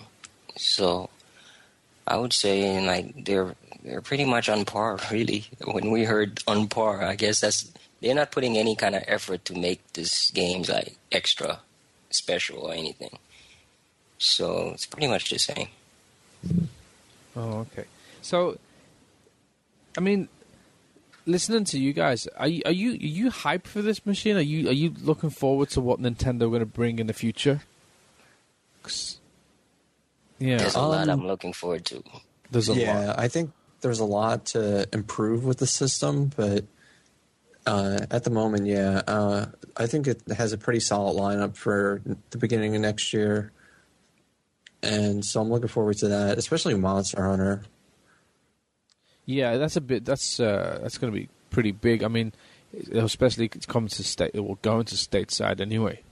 Right. That's and we've been waiting a while to get another Monster Hunter since. I mean, it is Try Again, but it's Try G. So you're getting the new monsters. You're getting a lot of added content. You're getting some of the third portable stages or maps are in the game as well. So that's nice. I've been playing 2 games that are on Wii mode. So I went to the Wii mode, and I played Wii games on this Wii U. I played Xenoblade, and I played Skyward Sword. So I'm thinking about HD versions of these things coming in the near future. That'd be nice. Yeah, so I'm really, really looking forward to really strong HD RPGs from some of these guys, because these games are really deep. They have nice art styles. They control well. All these kind of qualities that you expect from Nintendo developed games. But now in HD, I'm really excited about that kind of thing. Yeah, I can't picture like what they're going to come up with, but I'm definitely very excited to see what they do with the system. So I mean, are you both Nintendo fans or what? Yeah, pretty much. I'm guilty of that since I got my stuff in '86. That was like the start for me. So it's pretty much. Are you both multi-console owners? I have an Xbox 360, so I'm not just a Nintendo gamer, but I'm only on PC. I'm on Steam. Steam for me. That's all right. Yeah, just PC. I'm always there for launch, though, for Nintendo systems, just because I always end up getting their consoles anyway. Right. Yeah. There's no point just waiting, right? Because what's price the point waiting? There's no price drop. Years. Yeah. There's no point waiting because people say, "Oh, I'm just gonna wait," and it's like, wait for what? It's like doesn't matter because whenever you're gonna get it, it's gonna be the same price. Right. Well, hopefully they have an ambassador club for this thing. No. No, I don't want another ambassador. That's not going to happen, is it? System. Nah. No, this system was priced right where everyone was expecting it to be. Right. Well, I mean, the price. Do you think it's a good price for what you've got? They've given you out the box. Are you happy? I wish they had an HDD. I spent $100 or so just getting the hard drive. You get 32 gigs, and they'll get you a number of games for starters. True. Haven't all of your games thus far fit onto the internal flash drive? Actually, it's been booting off all my download games to my hard drive, actually. You've stored them there. I'm not doing it. It's doing it on its own. It's by default. By default, it's sending the heavy games, any game that it's like over 15 or so, or over 5 gigs, it sends over to the hard drive, and it keeps the flash drive free. Really? So, yeah, it's keeping the flash drive free while it's sending all my games over to the hard drive. Because it knows it's going to get full fairly quickly. Yeah. And it probably needs all of that information to, all that storage. For swapping files and stuff. Assassin's Creed was 16 gigs to download. Well, you got to download that and then unpack it as well. So you need a lot of space to unpack all of that stuff. You can't just say it's 16 gig. It's got you need more than that to unpack it. So right. What have the download speeds been like for you? For me? Yeah. I think Nintendo is throttling this speed. So I had a really tough time with Assassin's Creed. It took me about 12 hours or so. What? Oh wow! Ouch! Did you have to leave that overnight? Overnight, yep. Oh man! But I was downloading 2 games, so I'm guilty of downloading 2 games at the same time. But it kind of like puts them in line, like one after the other. So, yeah, by the time I woke up the next day, both of them finished. But the problem with downloading, after you download a game, you sometimes have to install it, and install might take you an hour. Yeah. What? An hour? Yeah, some of these games install slowly or for some reason.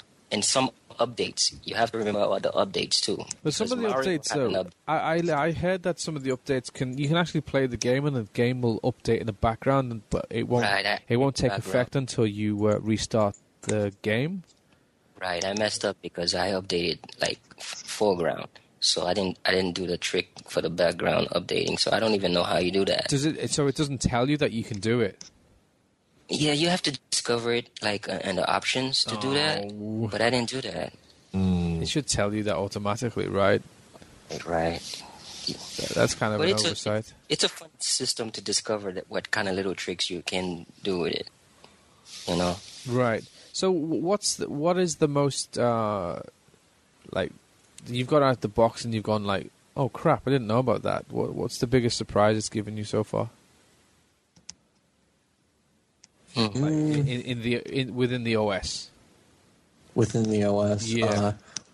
Well, for me, besides just Miiverse in general, you can actually, for Nintendo Land and New Super Mario Bros. U, it'll tag your posts with specific, like the level that you're playing on or the attraction you're playing in Nintendo Land, and you can actually click on the tags and it'll sort by that tag, which is nice. That's pretty nifty.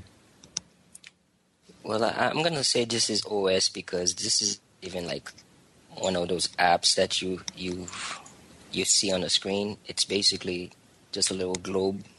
So it's the internet browser. This thing is just fantastic. Oh yeah, the internet browser is really nice as well. It's really very fast. Yeah, fantastic, man. It's like really nice. And you know, people are complaining about the YouTube app because the internet browser sees YouTube and performs these videos much better than the stupid YouTube app that they Plus, you download. can have tabs, which is nice. How many tabs? Up to 6, I think. I think 6. Yeah. Is it this Opera or is it Google? No, it's custom made. Netfront. Yeah. Oh, Netfront. Yeah. Oh, so it's a custom thing then. Yeah. So, do you know what kind of like net rating it's getting? Can it run like all HTML5 and stuff like that? Yeah. All HTML5, no Flash. That's No the only Flash, thing. No yeah. Flash. Yeah, kind of Flash is kind of dying anyway, though, right? Yeah. So, but yeah, and any website that has HTML5, you pretty much really straight on. It's really nice and it goes fast. So, except some websites will recognize it as a mobile device. Oh no! so you'll get the Oh yeah. Some Yeah, websites Gap does that. Yeah, it kicks you off to mobile. But So some websites do that. even though it does that automatically, you can change them though, right? You can request desktop sites though, right? No. For GAF, it's just like if I switch from M to put the www dot, it still switched me back to M. Oh, So really? I'm back on mobile. Oh, okay, that's a bit weird. Yeah, but that's the website's choices, really. Yeah. You know, because Nintendo, if you go to Nintendo.com, it doesn't do that. You know, so that depends. You go to IGN, it doesn't do that. Yeah, it's odd. Yeah, it depends on the website. Right. Okay. So now you don't need your Apple your iPad anymore. You're just using the Wii U in the bathroom. Well, I still need a keyboard. I'm lazy. But you've got a touch pen, right? Yeah, Right. the keyboard is actually pretty nice on the touchpad.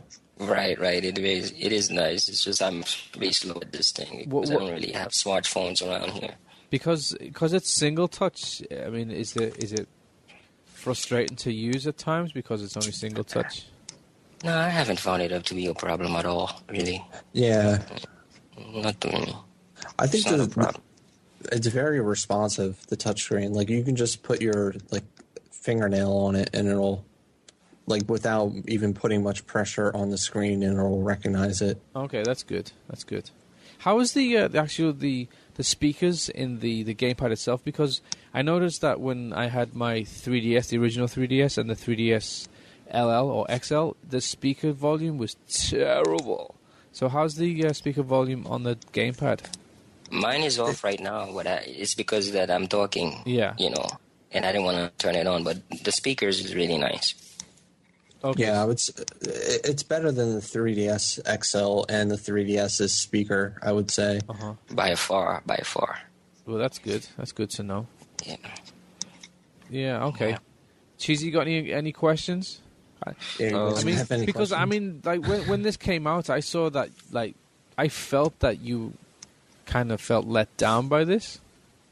Well, I mean, Your hype kind of just disappeared. It just dissolved after the first day. yeah, I think a lot of it has to do with the long build-up. I mean, it's been, a year and a half since it was first unveiled, and right. we're finally getting to launch, and we've got... You're getting tired of waiting? Yeah, just basically getting tired of the lead-up to launch. I'm like, can we just get it over with already, please? Yeah. And, the frustration of having to wait an extra 3 weeks is...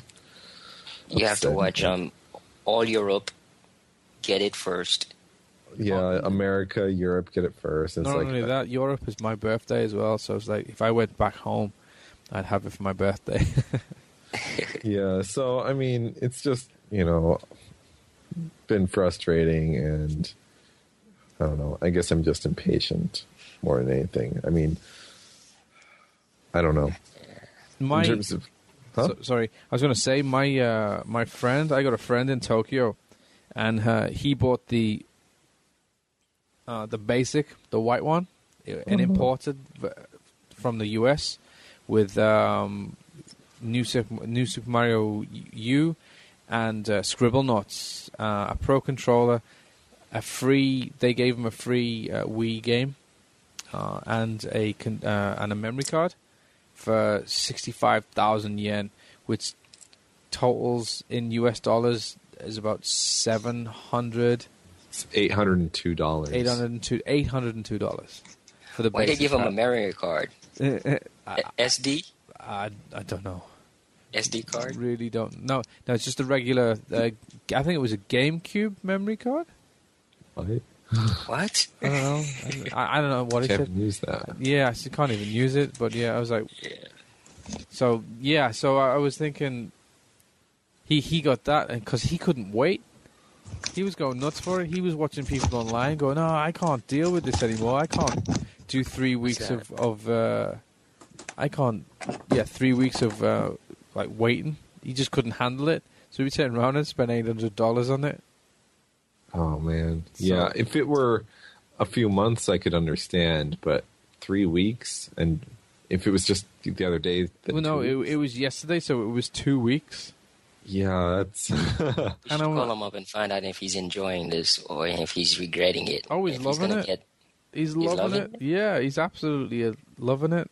He's he does like YouTube videos and stuff like that, and he's already posted a bunch of YouTube videos, like of unboxing it and talking about it and stuff. And like he's like, Dang. I couldn't believe he'd spent so much money, So Right. Well, I'm looking forward to launch day. I'll get up again, first train out to Kyoto Station, line up in front of big camera.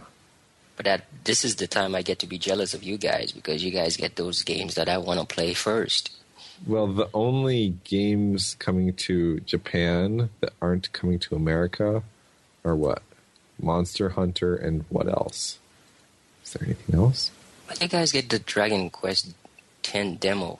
I really want to The play that. beta? That's not starting until next year. yeah, it doesn't start. Oh, till you next don't- year. You don't get your beta until next year? Nope. No. So the only thing I we think it get starts in is February, right? Something like that. I haven't been keeping too close a track of that. Yeah, I think Monster Hunter is the only Japan exclusive game this year. We don't know about the eShop though, right? We have no idea what's coming to the eShop. So there might be a few surprises on there. Japan. Right. Yeah, there maybe some of the indie games that are available in the US will be up there. I don't know. I have no idea. Nothing's been announced. Maybe they make the eShop region free. Yeah, right. That would be amazing. Yeah, That would right. be crazy. And pigs may fly.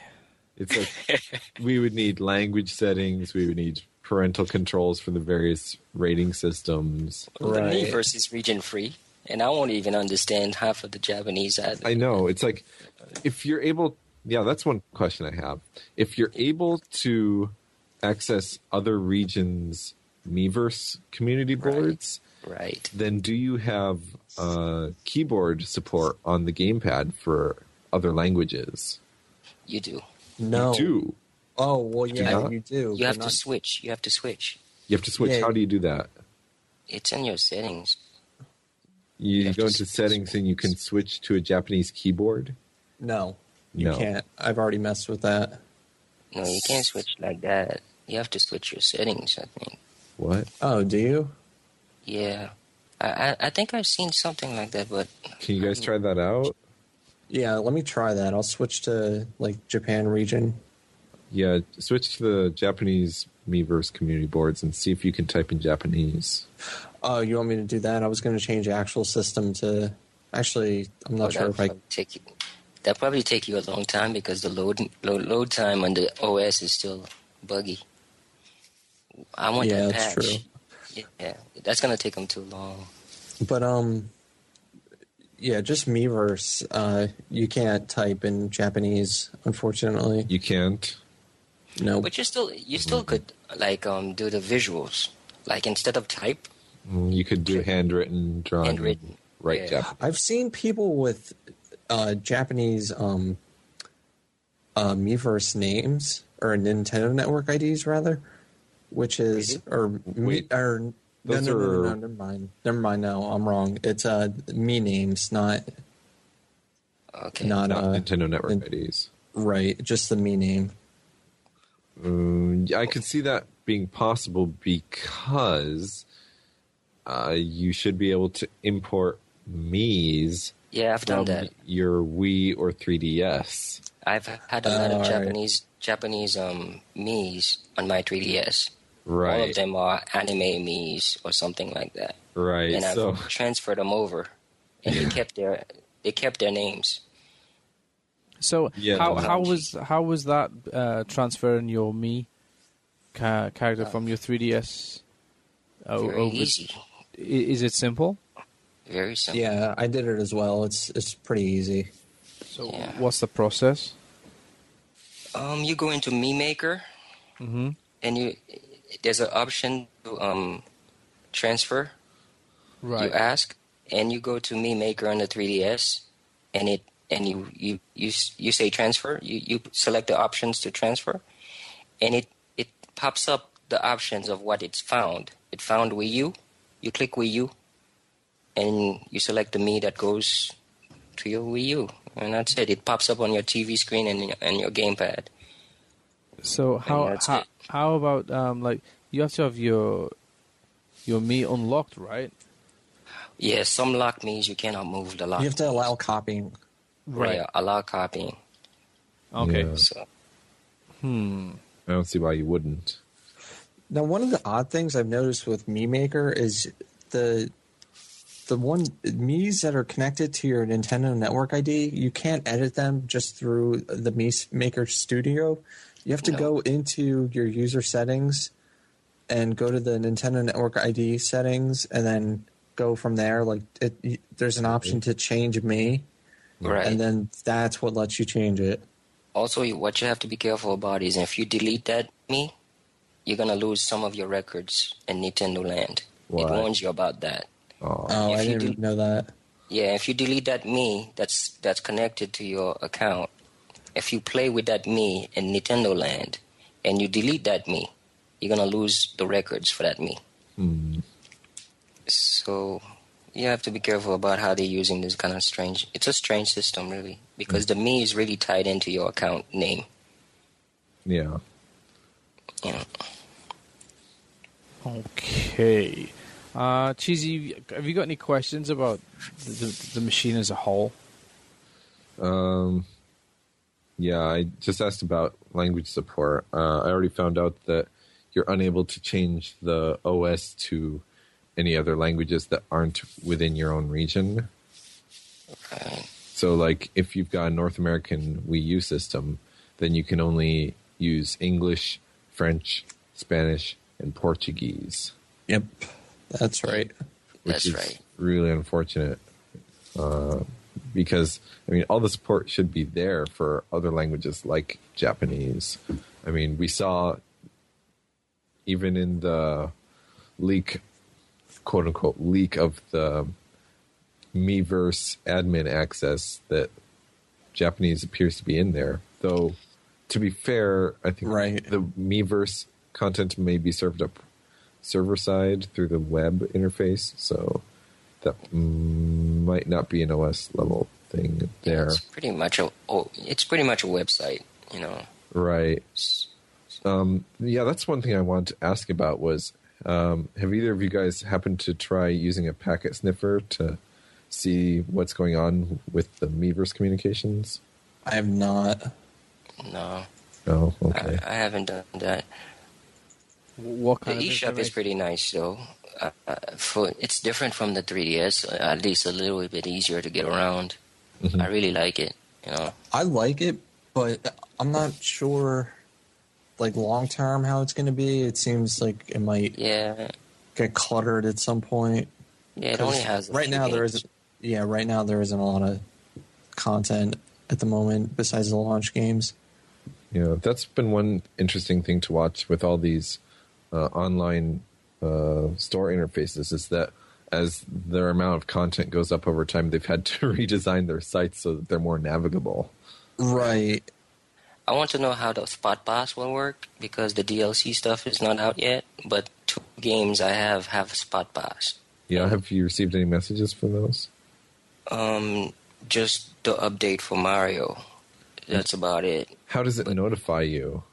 It has the notification channel, like a little icon thing. Okay. It's just like the 3DS. You see a little circle on your message. Oh, so a circle icon appears on the icon for the game. Well, no, the icon for the notifications. There's like a little notification right. thing. The notification icon. Oh, yeah. Circle up here. That's another thing. When people reply to, like, your Miiverse postings, I'm not really sure what the glow was about, though. When the Miiverse glows, the icon glows. Oh, the home button glows? Yeah, it does like a... Yeah, I guess you can call it a glowing effect. Yeah, it's like the little Miiverse is like 3 little Miis, and it's green, and it has this green glow.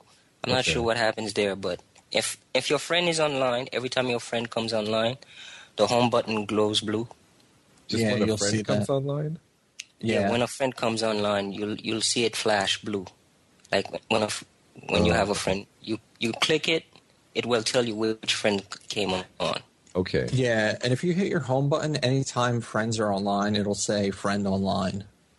Okay. Yeah. And it says the amount of people that are online, so it'll say friends online too. Or if someone signs in, it'll say like has come online. But only inside the home menu and not overlaid on top of the game. Right. Okay. Right. Now, for notifications, when you get like messages from Miiverse or a notification that a friend has signed on, or a Wii U chat. I know you guys haven't used Wii U chat yet, but when you get a notification that someone's trying to call you, apparently the home button flashes blue. Is that right? I think that's right, yeah. And yeah, that's the only way it works. While you're playing the game, at least. You have to quit your game, though. Right, yeah, which is unfortunate. And Iwata even said that he hopes that they fix that in the future. Yeah.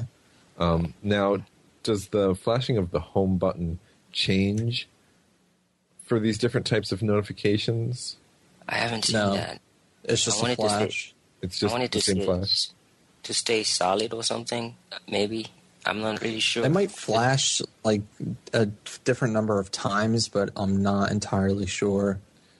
Does this last for several seconds? Is this something that you could possibly miss? No, you can miss it pretty easily, I would say.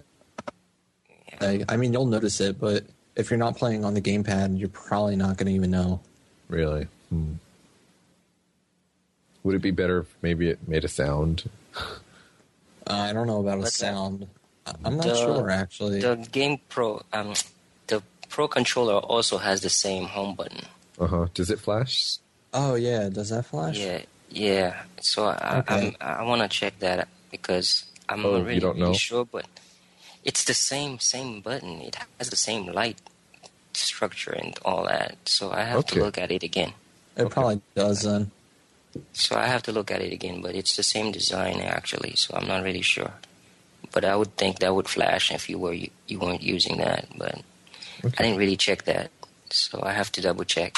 Okay. So are you hyped, Cheesy, or what? I'm ready to just get the system home and start playing already.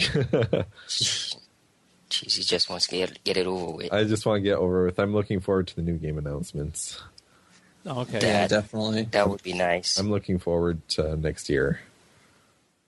Yeah, I want to make sure that my fridge is ready to install all these things. Oh, man. 2 gigs. That's ridiculous. Your fridge is ready. You said 2 gigs. You said 2 gigs, though. That's easy. I didn't say 2 gigs. 2 gigs is the limit. I made a post on Gap saying you don't need 2 gigs for what's currently offered. 2 tetrabytes. Terabytes, yeah. Terabytes. Here we go. Someone just came online. What happened? On mine. It just flashed twice. Or 4 times, rather. 4 times. It does it.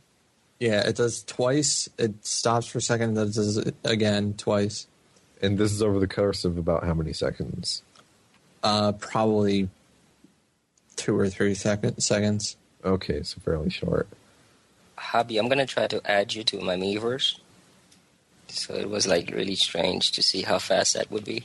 Yeah, and that's another thing. If you add someone through your friend list, apparently it doesn't send a notification. Is that right?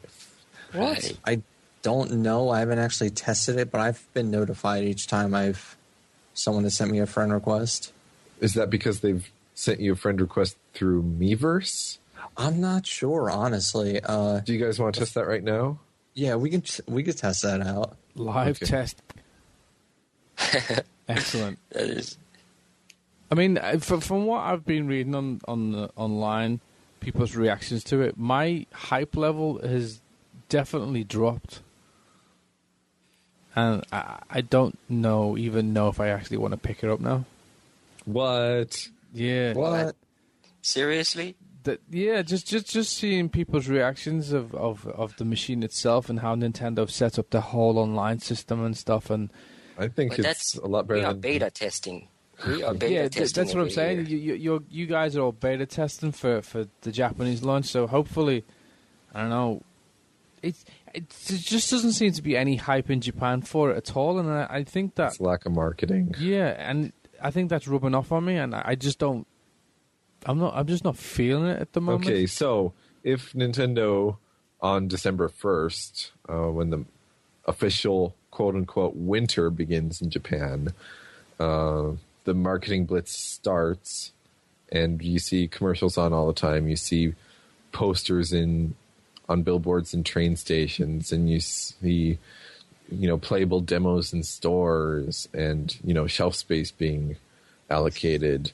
Oh, the shelf space has already been allocated in every store I've been to. They've all got dummy boxes and posters and stuff like that. So in store, yeah, that's there, but there's no unit, there's no demo units. I haven't seen any TV commercials. Right. I haven't seen much web presence. Is that what it would take to get you hyped? Is TV commercials and demo units? Well, just a bit more of a buzz of. There's a new machine coming out. We haven't had a new machine for 6 years. Yeah. And it just doesn't seem like there's a new machine coming. It just seems like it's just. Well, it is. It's the same generation type of machine that's already available. Is it not? Well, so you're gonna need a buzz after this. It's gonna be like next year when you start seeing anything really. Yeah, new announcements. of Yeah. Wii U games. Gee, are they even going to come this year? Hobby. What is your Nintendo Network ID there? You have It's only Hobby, 5 but, letters. It's what? It's Hobby with 2 Y's instead of 1 Y. Oh, okay. So that's what I missed. Are you going I did- to try this through the friends list or through Miiverse? No, I actually, your name is Nazar? I'm not sure. Nazir. Yeah, Nazaire. Alright. Yep. Yeah, I added you, and it says when I click on your name, you're a provisionally registered friend. And when I click on your name, it says have your friend enter your Nintendo Network ID as well. What? So yeah, That's strange. You went to the friends list? yep. And That's did different. you receive a notification on your end, Smiles and Cries? Probably not. No No. lights or anything. So he went to the friends code thing, friend list. friend list. And Right. you would have to mutually add his Nintendo Network ID in order to I went finalize to Miiverse. connection. And there's no notification. I have a request. You did receive a request. Well, I have something going on here. Okay, Let me what did see. you get? There. I got Hobby. So you received a notification where? I got my home menu. Uh-huh. It blinked, Uh-huh. and I clicked it. Then I clicked the friends list. Was And the as soon as friends list indicating that there was a notification there? Yeah, it just popped up Hobby's name. As soon as you opened the home menu. As soon as you open the home menu, Uh-huh. you click on the icon for friends list. Because it was highlighted, right? No, because it notified me through it wasn't highlighted really. Okay, how were you notified when you opened the home menu? I only opened it because it blinked. Because it blinked. Right. And when you opened the home menu, was there anything on the home menu telling you that you had a notification in the friends list? Yeah, as soon as I opened the home menu, the friends list is like, that's what I clicked on. Was it highlighted or was it I not? didn't see it highlighted, actually. You didn't see it highlighted. No, it wasn't pulsating like the others. So the home menu button just flashed. You opened the home menu. There was no indication of what you had to select. Usually you'll see something like if you're downloading a update, Mm-hmm. you'll see that the downloading thing has an animation. Uh-huh. But the friend list didn't have an animation. It's just that I clicked on it and it just popped up. Uh-huh. So you just knew that you were receiving a friend list request, so you clicked on it. Because Right. you already knew. Right. But if someone, say on a message board like NeoGaf, had requested you as a friend through their friends list, you would not know to click No, on the I friends was- list. I always get like when you click the home, Uh-huh. it tells you first thing it pops up. It says friends online with a number, Uh-huh. and if you have a friends request, it slides down again and tells you you have certain amount of friend requests. It's not highlighting the button. It's just like a really quick slide down. Okay. So I might have missed it. Oh because yeah. And looking at that area, Okay, do you want to try that again just to make sure? Yeah, we can. What we have to do is like delete us. Unfriend? Yeah. Yeah, this is gonna be the first time I unfriend someone. Oh. Oh. Burn. Remove from friend list. I hope it's not permanent. It'd be funny Oh, that would be terrible. if it's like permanent and Okay. never allow you to be friends again. You can block. It asks, do you want to remove this friend from your list? You say yes or no. Okay. You can block. There's a block feature, so I removed them. Oh, I don't see you online anymore. We're not friends anymore. Oh. Oh. Okay, so you want to resend or you want me to resend? Try sending it to me this time. I want to. Through the friend list? For the friend Yeah. list. Right, let me do it. Hobby, you tell us what you see for notifications. Okay, I'm at the home menu. So Uh-oh. I just had one. Here we go. Hard freeze. Hard lock. What? oh Seriously. no. Ah, I got a hard lock.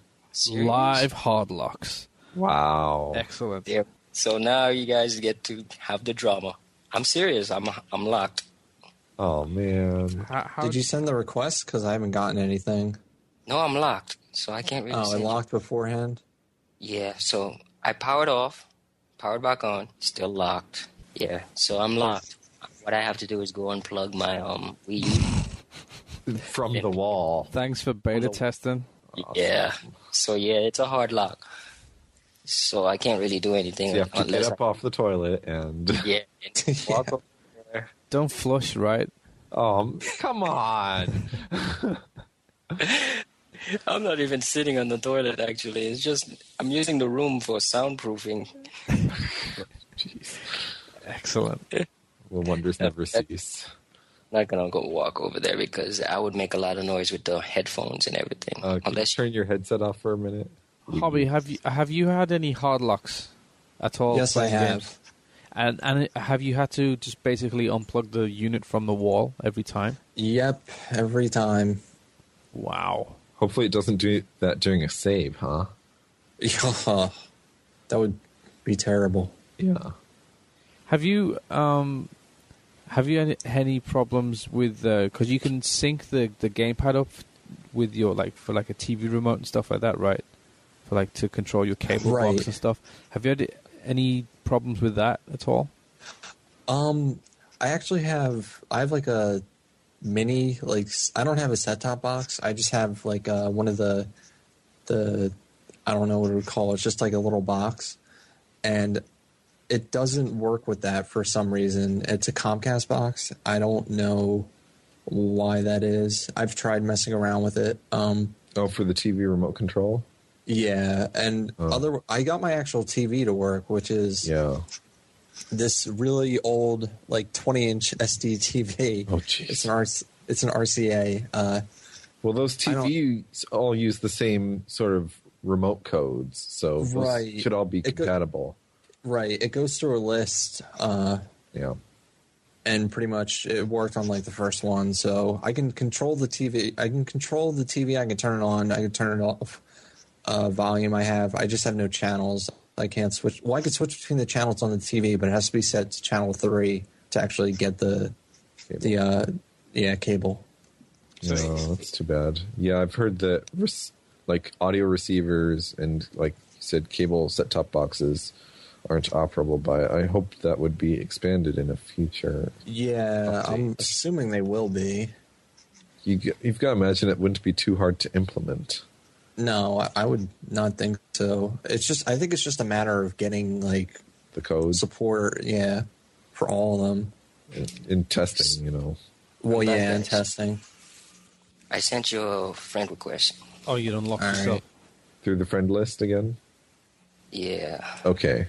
I've seen no notification as of yet. Really? Okay. Give it a minute. Yeah, I will. It's quite worrisome, though, that a machine out of the box can lock up so many times. Yeah. Well, it shouldn't really be surprising because it's a brand new product that they're still working the kinks out of. Have you had any hard locks prior to the system update? Prior to the update? Yeah. No.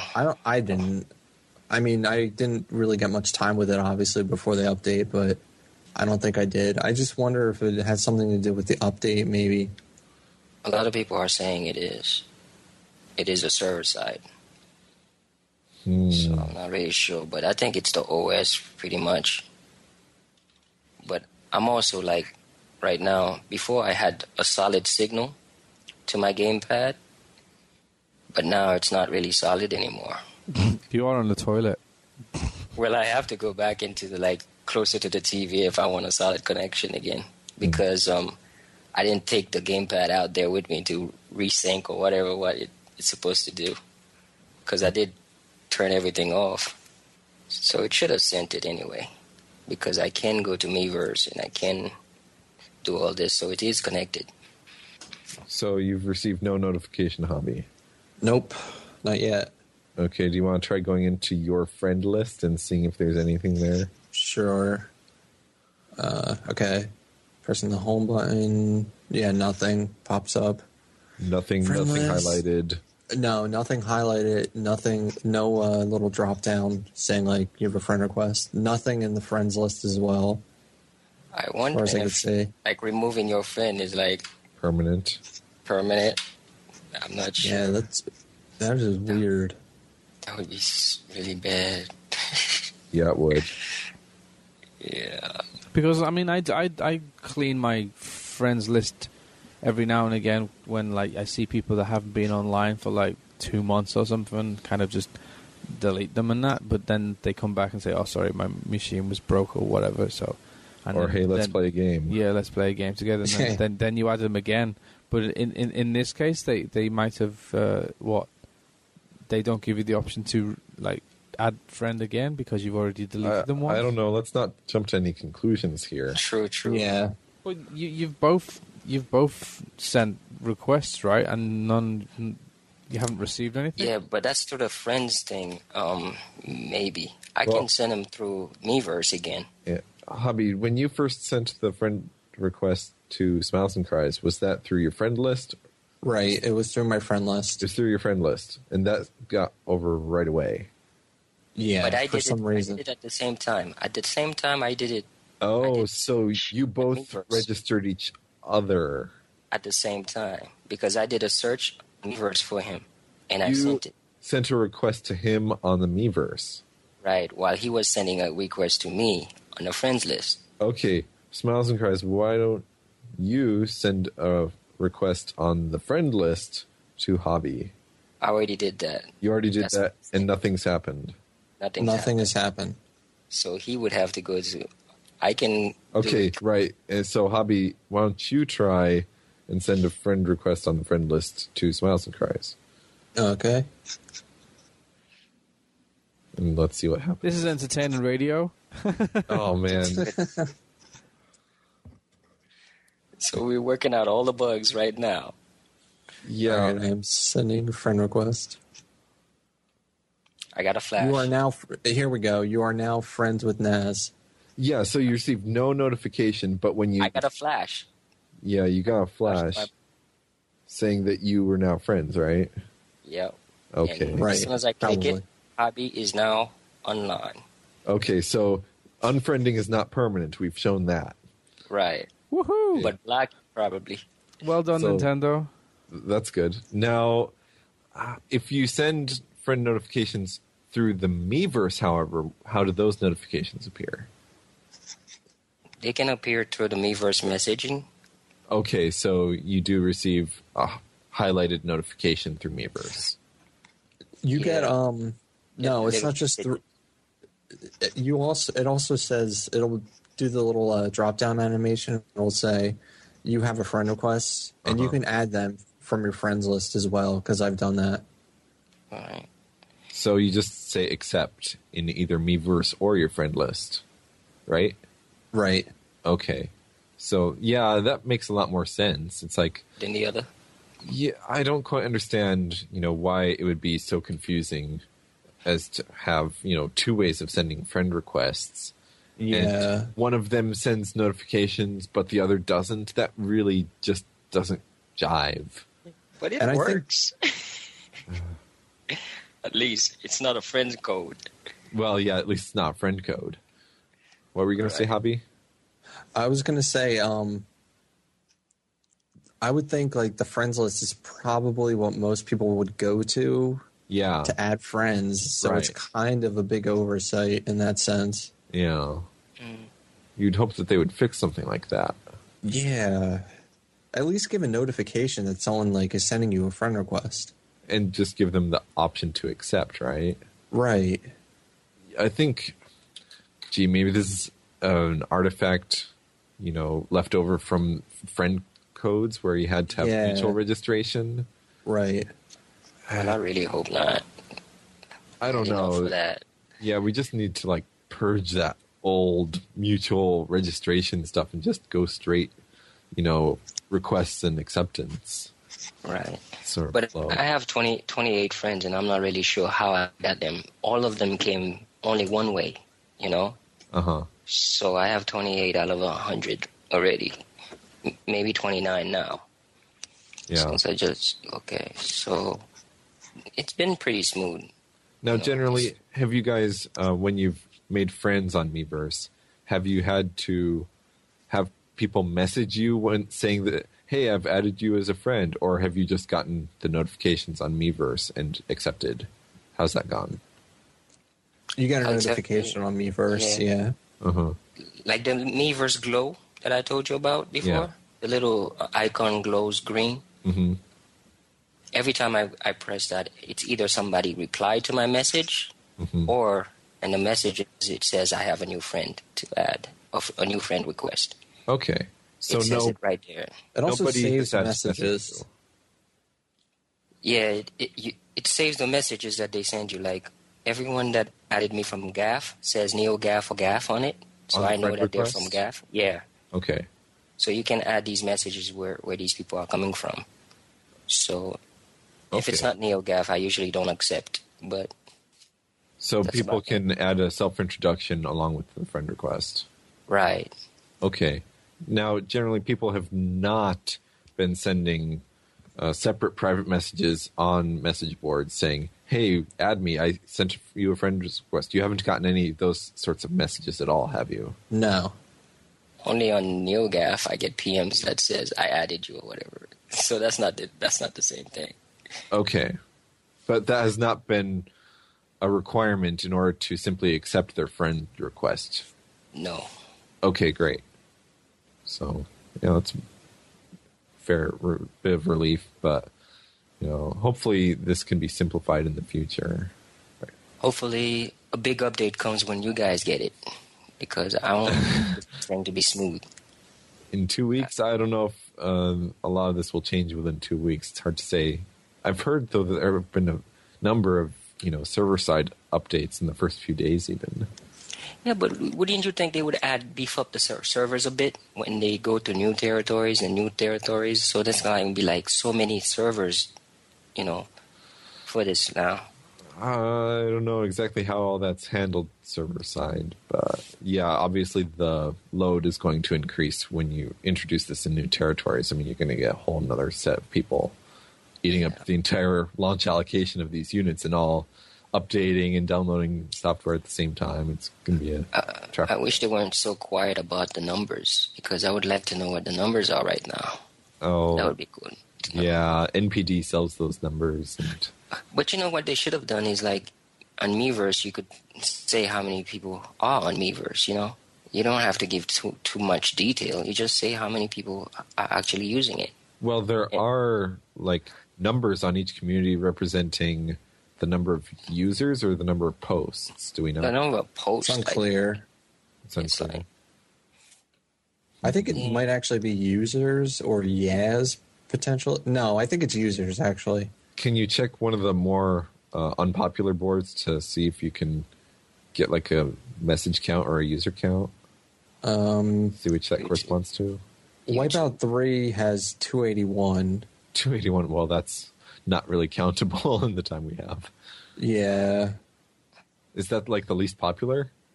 Let me go through. Yeah, looks like it's the least popular. 281, whatever that means. Yes, 281 something. 281. I wonder if it says in the manual what that number represents. That's true. I didn't read that manual at all. Yeah, I didn't either. Okay. There is a manual here. Yep. Miiverse. There's a manual for everything. Manual, right? For everything. Yep. Yeah. Miiverse. So, a lot of dead My air. favorite game, Little Inferno. I didn't talk about that one. Would you like to talk about it?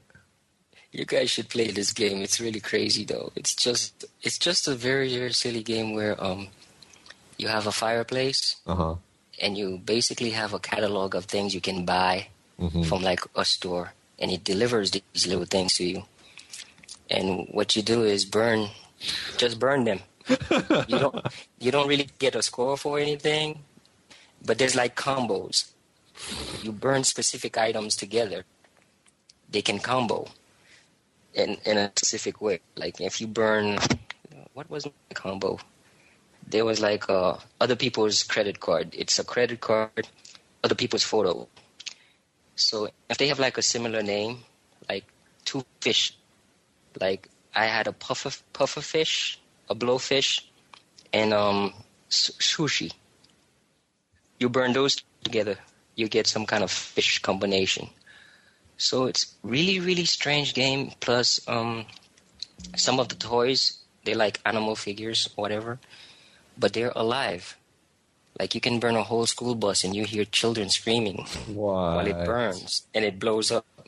That's pretty twisted. Really, very twisted game. Like the marshmallows, you can put a whole bunch of marshmallows all over your fireplace. But once you set the light to them, they come alive. They have faces and eyes, and they start screaming, twisting around, dying. Little Inferno, very, very twisted game. Sounds like a game for pyromaniacs. The first screen that you see when you launch this game is that you see this little figure. It's on fire, and it says, "Do not play with fire." What? That's the first screen you see. It's a warning. It says, in real life. Do not play with fire, and you see this little figure on fire. Oh, man. It's a really strange fire simulation. I hope this comes to Japan. It's very strange.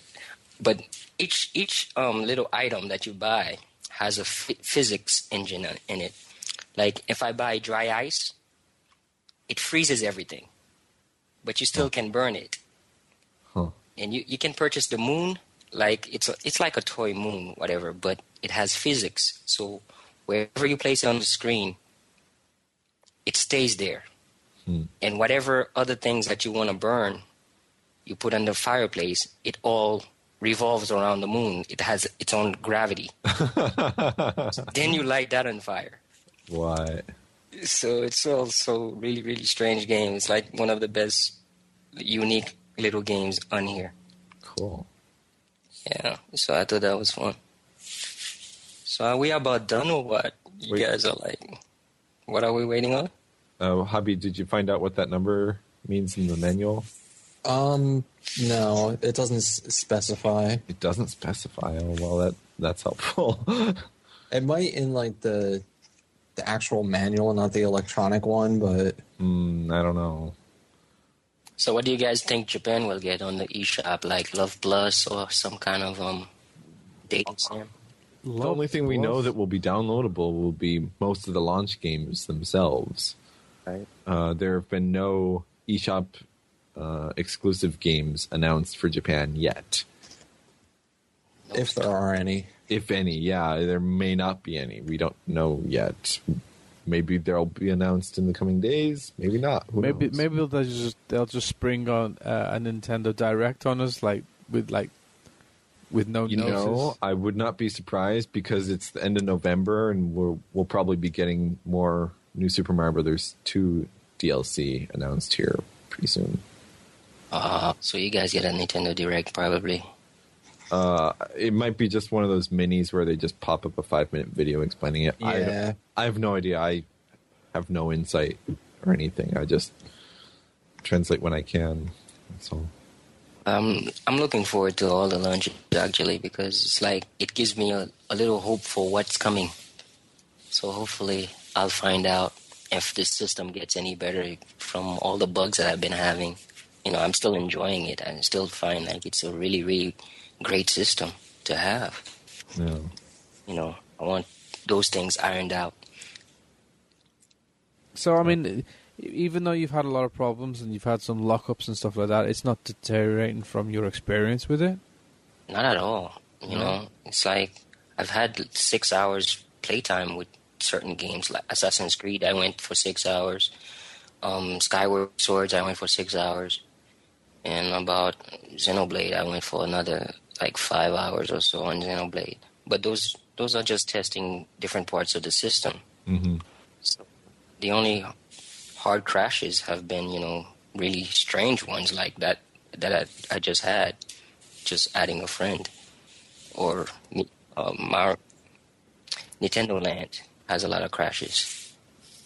But beyond that, everything's been smooth. Like I watched a whole movie on Netflix stream That was fine. Everything else, it seems fine. No, I mean, I think another reason why I'm not really hyped up for it is because I got no idea what's coming out on the download store, and the Japanese launch just seems lackluster to me. You know, as I said before, it all seems to be ports. Mario. Are they really thinking that they're gonna sell you guys Monster Hunter and that's it, right? At the moment, yeah, I think that's what they're basing everything off is Monster Hunter, but I don't know. Some people are not even hyped for that. They just want Monster Hunter 4. You know, on the 3DS. I bet that will still get an HD version. I would not be surprised.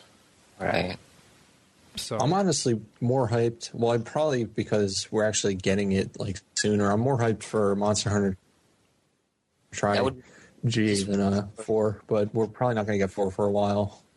Yeah, but this would be my first Monster Hunter, so I'm gonna step in for the first time on that. Well, you didn't get it on Wii? I never played Monster Hunter, really. I didn't even get it on Wii. So that would be my first. Try was my first. I'm looking forward to Try G a fair bit. Okay. Yeah, I'm looking forward to it. I don't know. I don't know. I want to buy it, but I just don't know if I want to be dropping all of that money. Well, it's not going to go down in price anytime soon. No, so I might as well. I know. Just worried. That's all. That I'm going to drop the cash and just be really, really disappointed by it. Well, I'm sure we'll have more announcements coming in the next few months. Yeah. E3.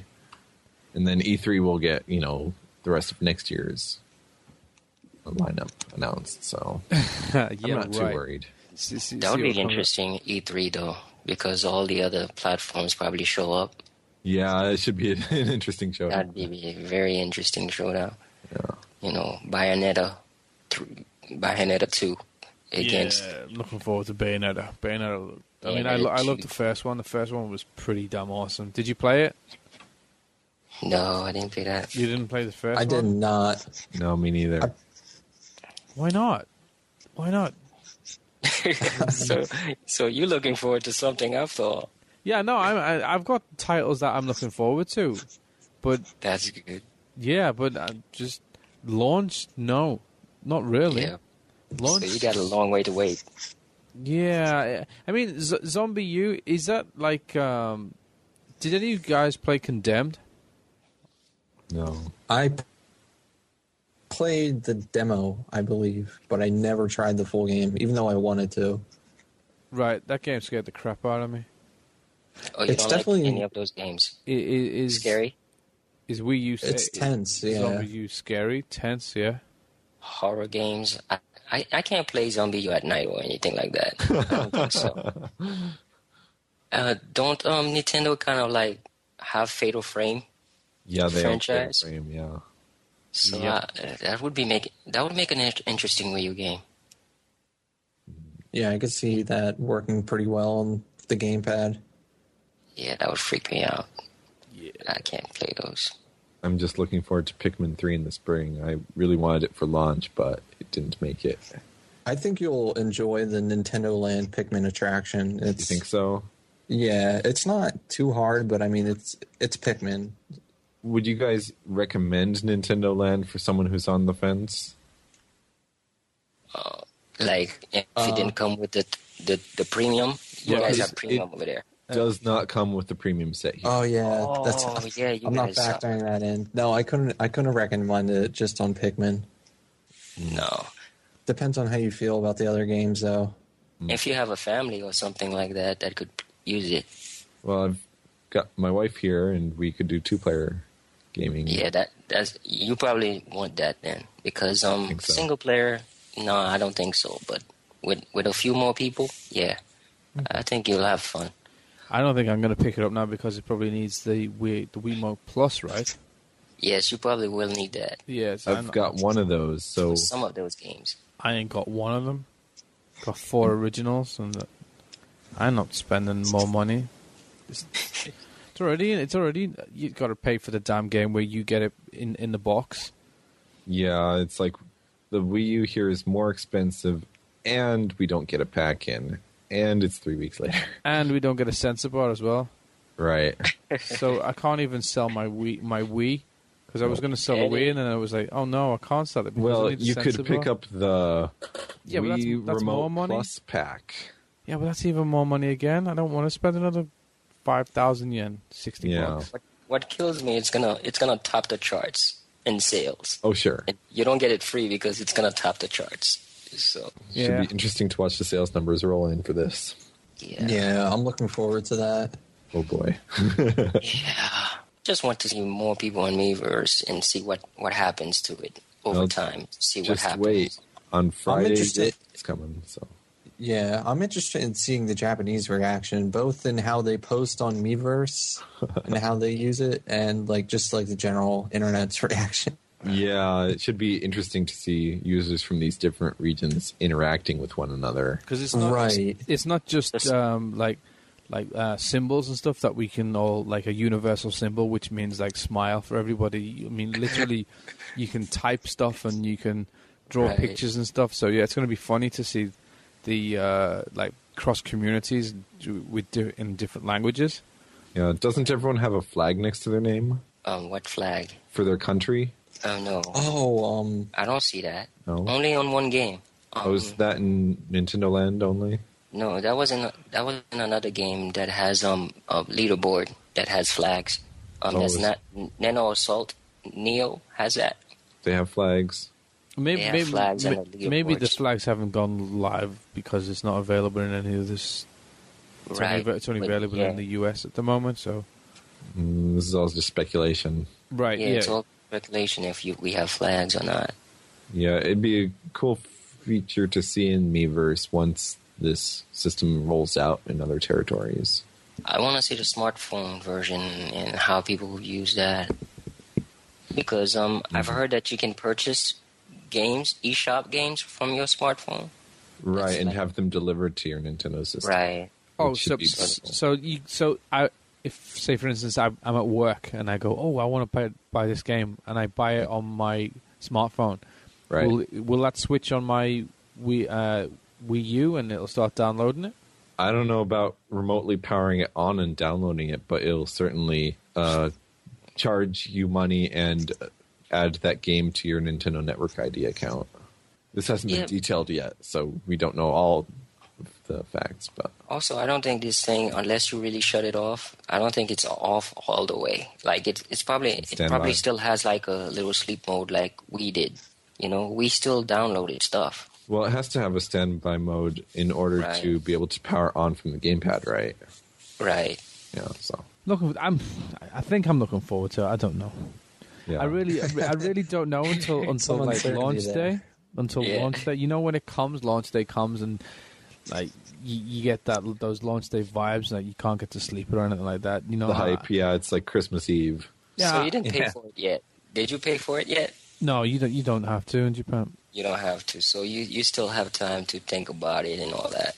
I just want to get a damn demo unit. Yeah. So just play something, But the fact that you have this podcast, you're gonna have to have it.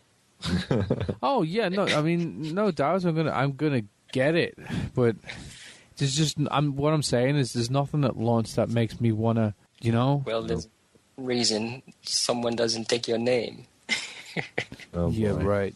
Yeah, go find him, kill him. Yeah. So okay, cool. So any of you guys got any impressions, final impressions about it? I'm just having a lot of fun with it right now. So I think I'm enjoying my time with it.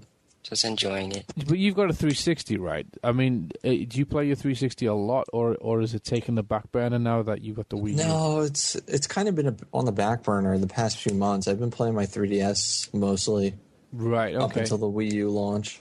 Yeah, I have a lot of 3DS time, but I stopped playing everything. But the dynamic has slightly changed now with the gamepad, right? Yeah, definitely. Okay. Yeah. Okay. Cool. I've noticed myself some games Well, actually, all of them that support off TV play. Most of them do, I think.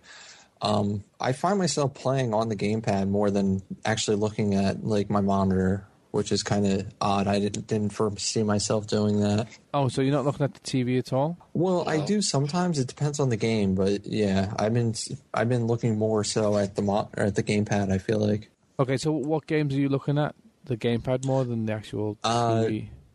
New Super Mario Brothers, and I guess that would be it. Yeah, Zombie U doesn't have it. Well, Zombie U has the gamepad specific features, but it's not like you're seeing exactly what you see on the monitor as you see on the gamepad. Is there any demos on the eShop? Not yet. No. Okay, so there's no demos. Demos come with the DLC. Coming supposedly. Okay, is the videos on the store? Yeah. Plenty. Yeah, plenty of those. Okay, cool. Okay, cool. I think we should wrap it up then. Yep. So, all right, guys, are you guys on Twitter?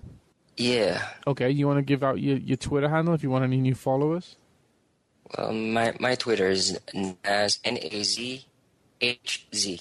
So. Okay, what's your Nintendo ID if you want any new Nintendo buddies? Okay, my Nintendo ID is Nazir, NAZAIRE. Okay, Hobby. No Twitter, but Nintendo ID is Hobby, HOBBYY. Why? So if anyone wants to add me, that'd be cool. Cool. Yes, we will be. We'll add you and we'll see how the whole cross-region thing plays out. Cool. Yeah, so Cheesy. Yes. You are Cheesemeister 3K on the Twitters. That's correct, and you are DJmizuhara. Thank you very much. Okay, so yeah, this was Nintendo Wii U hands-on. Well, kinda. we know hands-on. Not yet. RedSunGamer asks. Yeah, there you go. RedSunGamer asks. There you go. Excellent. There you go. There's the podcast title there. Yeah. RedSunGamer asks. Excellent. Okay, so I'm gonna say, let's go to some of this. Let's go to some of this. You guys are all quiet. Let's go to some of this. Hey, nice pronunciation. Hey. You want to try it? Me? Yeah. Oh, I'm all as and cries out.